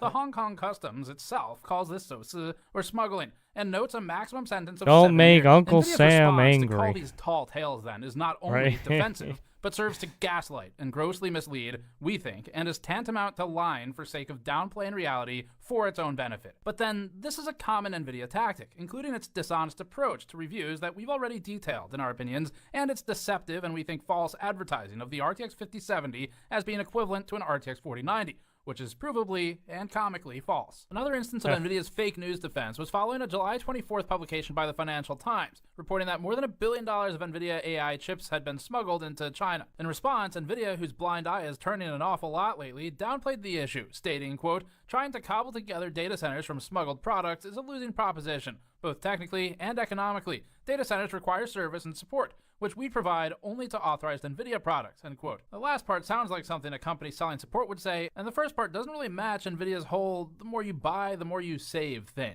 It's only a winning proposition by all of their Yeah, I prior forgot user he made that statements. meme. The only option is a The useless more you insufficient buy, data the center more or a you cobbled together sufficient data center, then a cobbled together one is still a winning proposition by comparison. It's weird for them to pretend that this isn't worth doing. This is worth like lots of money. That same day, WhiteHouse.gov posted an article titled "Why to Claim for President Trump's Visionary AI Action Plan." Yeah, all those At the top of the GPUs, post, they're a all over sycophantic quote $1,000. from Jensen Huang, which read, "Quote: America's unique advantage They're that all no country could custom-made possibly fucking have GPUs, is President man. Trump." end quote. And we would call that sycophantic if it's about any president. On August 5th, NVIDIA got another opportunity to talk. The U.S. Department of Justice announced that it had arrested 2 people in California for smuggling, quote, tens of millions of dollars worth of sensitive microchips used in artificial intelligence applications, end quote, to China. The court documents say the shipments included the NVIDIA H100 and the NVIDIA RTX 4090. Rather than admit smuggling exists, NVIDIA downplayed the situation again and stated this time, quote, this case demonstrates that smuggling is a non-starter. Except that anyone who made tens of millions of dollars before getting caught had a pretty good start. You're looking too close. You need it. This is a bullshit statement from NVIDIA that seemingly aims to downplay and deflect to reduce lawmaker attention on its monopoly. NVIDIA also said, quote, we primarily sell products to well-known partners, including OEMs, who help us ensure that all sales comply with the U.S. export control rules. NVIDIA noted that, quote, any diverted products would have no service, support, or updates, end quote. Again, this is not fully true. Our own sources in this story noted that although something like an HGX system would be hard to service, a standalone PCIe GPU could be parted out and covered under a separate warranty, even in China. Meanwhile, the U.S. began scrutinizing NVIDIA's technology for getting into China, whether or not the company itself was directly involved. In a bipartisan report called DeepSeek Unmasked, a government committee called DeepSeek a, quote, threat to national security, end quote, and said DeepSeek had used NVIDIA's technology. Quote, AI model appears to be powered by advanced chips provided by American semiconductor giant NVIDIA and reportedly utilizes tens of thousands of chips that are currently restricted from export to the People's Republic of China, or PRC. Yeah, because NVIDIA this has to designed do, and all the manufactured GPUs. many of these chips to create the most sophisticated possible chip while skirting U.S. export controls. This has allowed these chips to be exported to China as the U.S. government develops stricter restrictions. Since March 2024, it is estimated that NVIDIA has produced over 1 million chips for the Chinese market, end quote. The government also examined NVIDIA's significant revenue growth in Singapore compared to China based on SEC filings, particularly in years featuring restrictions. The government questioned, quote, whether PRC customers are arranging for the diversion of sensitive chips that are reportedly sold through Singapore, end quote. This was stated because revenue from Singapore had grown from almost nothing since 2020 or 2021. NVIDIA has defended its sales to Singapore by stating that, quote, customers use Singapore to centralize invoicing while our products are almost always shipped elsewhere, end quote. According to NVIDIA, shipments destined to Singapore were only 2% of the company's total revenue in 2025. But we also know that Singapore has made numerous arrests relating to GPU smuggling, so there appears to be some reason for the concerns, whether or not NVIDIA itself wants to turn a blind eye to it. Despite the allegations, NVIDIA downplayed any smuggling of AI chips. In this video, uploaded 2 months ago from what appears to be either a potato or a VHS tape, Jensen Huang well, I mean, on because smuggling. right, they think you're implicating him as to being the one who's doing the smuggling, right? Except that there is evidence of it, not only in But, this very movie, but in readily available I don't think he reports wants to online talk for about the years now. news. Huang continued. Our data center GPUs are massive. These are massive systems. The Grace Blackwell system is nearly 2 tons. And so you're not going to be putting that in your pocket or your backpack anytime soon. And so these systems. Oh are well, fairly easy to unfortunately, keep track of. people have already And, done that. But the important thing in is China. that the countries and the companies to that we China. sell to recognize that diversion is not allowed, and everybody would like to continue to buy NVIDIA technology. And so they're very well. They monitor themselves very carefully, and they're quite careful about that. This one's interesting. He's right in that it is much harder to smuggle Grace Blackwell or Hopper True. HGX class systems completely. But China Dr. got it. Chow's statements align with this. It's very hard to get like a full HGX system, right? But it still happens. At least one of NVIDIA's GPU and server customers in another country told us that they facilitate intermediary transmission to China and in fact showed us the server racks on site in their facilities. We weren't allowed to film them, so this footage is from Computex instead, but we saw them. A separate representative told us that document forgery through third-party countries can also disguise such transshipments. One middleman told us on camera earlier that an NVIDIA distributor gets parts into China, a downchain factory, and not the one we're showing right now, in case NVIDIA has its famed Journal of Retaliation out, told us that NVIDIA's QC rejects sometimes end up repurposed. I mean, and kept in Bloomberg China, retaliated, salvaging the right? Well, GPU I and think the this is VRAM why they trapped took in the down their rest. channel, Dr. right? Vinci Chow Took down told us that one of his this. own devices had a defective It's link because on they it, they contributing got to so this much statement because information on he this acquired stuff said that device. It just happens right to have a defect. Bloomberg He couldn't also said get. this. Do you think NVIDIA knows that all of this is happening? I would be surprised if they don't, right? Yeah, I was surprised if they I would don't. be really surprised if they don't. I would assume they have an inkling as to what's been going on. Yeah. I don't know. Is that? I mean, they can't. They have to. They have to know. Or use defective Right, parts. there's no fucking way. But I'll be very surprised that no one have ever thought of the possibility that if it's something so Yeah, valuable, correct. someone No, will come yeah. up with a use Right. of Even of defective ones. Defective ones. Yeah. So, in one set of statements, NVIDIA says that smuggling doesn't really happen because the export controls work and keep partners in line. But in another statement, Jensen Huang called the U.S. export controls a, quote, failure, end quote, talking out of both sides of his mouth, we think. He spoke of competing Chinese GPU brands posing a threat to NVIDIA. Quote, the local companies are very, very talented and very determined, and the export control gave them the spirit, the energy, and the government support to accelerate their development. I think, all in all, the export control was a failure, end quote. But the stakes and the dollar signs for NVIDIA had increased. Jensen said NVIDIA's market share in China had dropped from 95% to 50%. And in NVIDIA's May quarterly earnings before the H20 exemption and revenue share, Jensen Huang said the company's data center business in China was done. Quote, however, the $50 billion China market is effectively closed to U.S. industry. Correct. The H20 export ban ended our Hopper data center business in China, end quote. Or, as Jensen says, the China market is worth one Boeing. The Chinese market in a couple of years is probably about $50 billion. The market we've left behind is utterly gigantic. $50 billion, just so you have a feeling for that number, $50 billion is like Boeing. Probably not the best example, but okay. Let's look back at Taiwan one more time for these export controls and NVIDIA. This time we'll focus on highlighting NVIDIA's side of things, which is its relentless appetite for global domination. The October 7th, 2022 Biden administration export controls had a stated goal of, quote, protecting U.S. national security and foreign policy interests, end quote, by implementing new export controls restricting China's ability to build high-end semiconductors, including for the development of supercomputers. There was an included goal of staving off the potential for China to develop, quote, nuclear weapons and other military technologies, end quote. Blocking the H100 and A100 led to NVIDIA creating an export-compliant A800 at about 70% of the speed of an A100 for the Chinese market. A year later, on October 17th, 2023, the U.S. Department of Commerce updated its export compliance and restricted NVIDIA's A800 chip as well, alongside the newer China-targeted H800. It would be a legacy that will be criticized by U.S. covered that. Later that month, on April 30th, Huang said this of Trump. Without the president's leadership, his policies, his support, and very importantly, I think we have a video on this. Yeah, we have a video on this and too. I mean his strong encouragement. Frankly, manufacturing in the United States wouldn't have accelerated to this pace. A month after the Mar-a-Lago estate dinner on May 7th, the U.S. Department of Commerce confirmed that it will not implement the AI diffusion rule that NVIDIA campaigned against and that was created under the Biden administration. The rule was supposed to go into effect a week later, on May 15th. This does not unban GPUs like the H100, 5090, B100, and so on. Following the termination of what was supposed to be a rule to address national security implications, the Department of Commerce, now under President Trump, stated, quote, the Biden AI rule is overly complex, overly bureaucratic, and would stymie American innovation. We'll be replacing it with a much simpler rule that unleashes American innovation and ensures American AI dominance, end quote. NVIDIA predictably celebrated this statement. The company, which has been begging to sell to China while also praising Taiwan's importance, now took an America First posture, collecting countries like Pokemon. Quote, we welcome the administration's leadership and new direction on AI policy. With the AI diffusion rule revoked, America will have a once-in-a-generation opportunity to lead the next industrial revolution and create high-paying U.S. jobs, build new U.S. supplied infrastructure, and alleviate the trade deficit, end quote. And job creation promises coming from this company in particular are interesting, but they are playing all sides here consistently. Later that month, on May 28th, Huang spoke with Mad Money host Jim Cramer. He stated, quote, when he rescinded the AI diffusion rule, it was a visionary move, it was a bold move, and he recognizes that there's an AI race and we're not alone.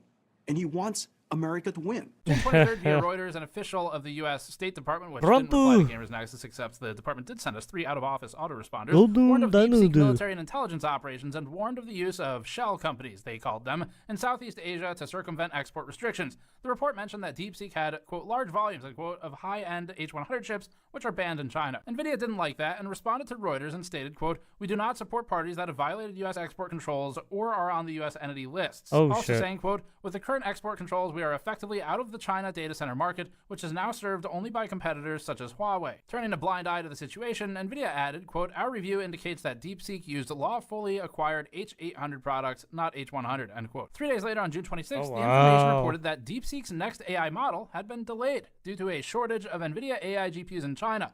This directly contradicts Huang's comments that export controls, according to him, do not work. July 4th, Bloomberg reported that the Department of Commerce, which also did not reply to GamersNexus' emails, was preparing new export controls on Malaysia and Thailand to reduce chip smuggling. Interestingly, Singapore, which now comprises a significant portion of NVIDIA's revenue, was not on that list, despite being a known smuggling pass-through. July 10th, Bloomberg reported that Huang and Trump were scheduled to meet again ahead of the CEO's planned trip to China. Days later, on July 14th, NVIDIA confirmed that it will resume sales of H20 chips to China, with Huan stating, quote, "The U.S. government has assured NVIDIA that licenses will be granted, and NVIDIA hopes to start delivery soon," end quote. On the 15th, a CNBC Business News anchor said this. He really just pulled off something that few tech CEOs have managed. He played both Washington and Beijing, and he won. Jensen has stayed disciplined and diplomatic with a clear message, and that is NVIDIA's dominance serves America's interests. On the 28th, the Financial Times reported that the U.S. Commerce Department was not going to make tough moves to tighten export controls to China. This is in spite of several congressional members warning the administration not to loosen the U.S. export controls for AI GPUs. Several national security experts also voiced concern by sending a letter to the U.S. Commerce Department, which read, quote, "We write to express our deep concern over the recent decision to resume exports of NVIDIA's H20 chips to China. As policymakers and professionals with a background in national security policy, we believe this move represents a strategic misstep that endangers the United States' economic and military edge in artificial intelligence," end quote. On August 11th, we got the comments about the U.S. potentially allowing Blackwell chips to be sold to China as well for 30 to 40 or 50% of a revenue share, and that brings us to today. NVIDIA might have started off as a much more humble company, but it has become a savvy political player in a game that is seemingly pay to win. That seems only fitting for a gaming company to be particularly good at pay-to-win games. There's no one better equipped to play that game than actually the most valuable company by market cap in the world, now at $4 trillion, led by a man whose net worth is estimated at $148 billion. NVIDIA knows when to bite its tongue and how to effectively appeal to the ego of politicians of all parties and all countries. We think NVIDIA is playing all sides. We think it's greedy, manipulative, and carefully employs they're trying to get that such as its money, use of yeah? this fake news playbook for news which was literally reality, but we don't think NVIDIA has a particular Gotta make set that of beliefs cash beyond money. just making more money. We think NVIDIA will sell anybody out to make a buck. NVIDIA's in the big leagues now. It's not like the 1080 Ti days. Inside of 1 month, reportedly paying $1 million to a sitting president, after which followed the unlock of $5.5 billion of lost H20 revenue, followed next by a 15% split of that unlock going to the US government, is what raises these new questions of NVIDIA's integrity, but we've kind of already talked about that over the last year now. As for the actual black market side of things and smuggling, that was a cool story. This was like crazy exciting to work on. I loved actually being out in the field and meeting all these people. Like we set up some of it in advance, but a lot of people we met on the ground there, we were able to actually get to the bottom of something. It's pretty cool. We've learned that common methods include factory so-called QC defects, or sometimes. All right, there you have it. We got through, basically, we missed an hour, but there you have it. Doing it for Harambe. Thanks for being able to re-upload this, because we were able to re-watch it. But yeah, this is a good, basically, a good video on black market and how NVIDIA GPUs are worked on, and the process of blackmail trading and shit like that. It was a good video. A lot of tech jargon. But yeah, there you have it. Good video. Now you know why fucking Bloomberg took it down. But anyways, there you have it. If you want to give Doing It for Harambe a like and subscribe, he's the one that was able to bring this video back. So yeah, there you have it.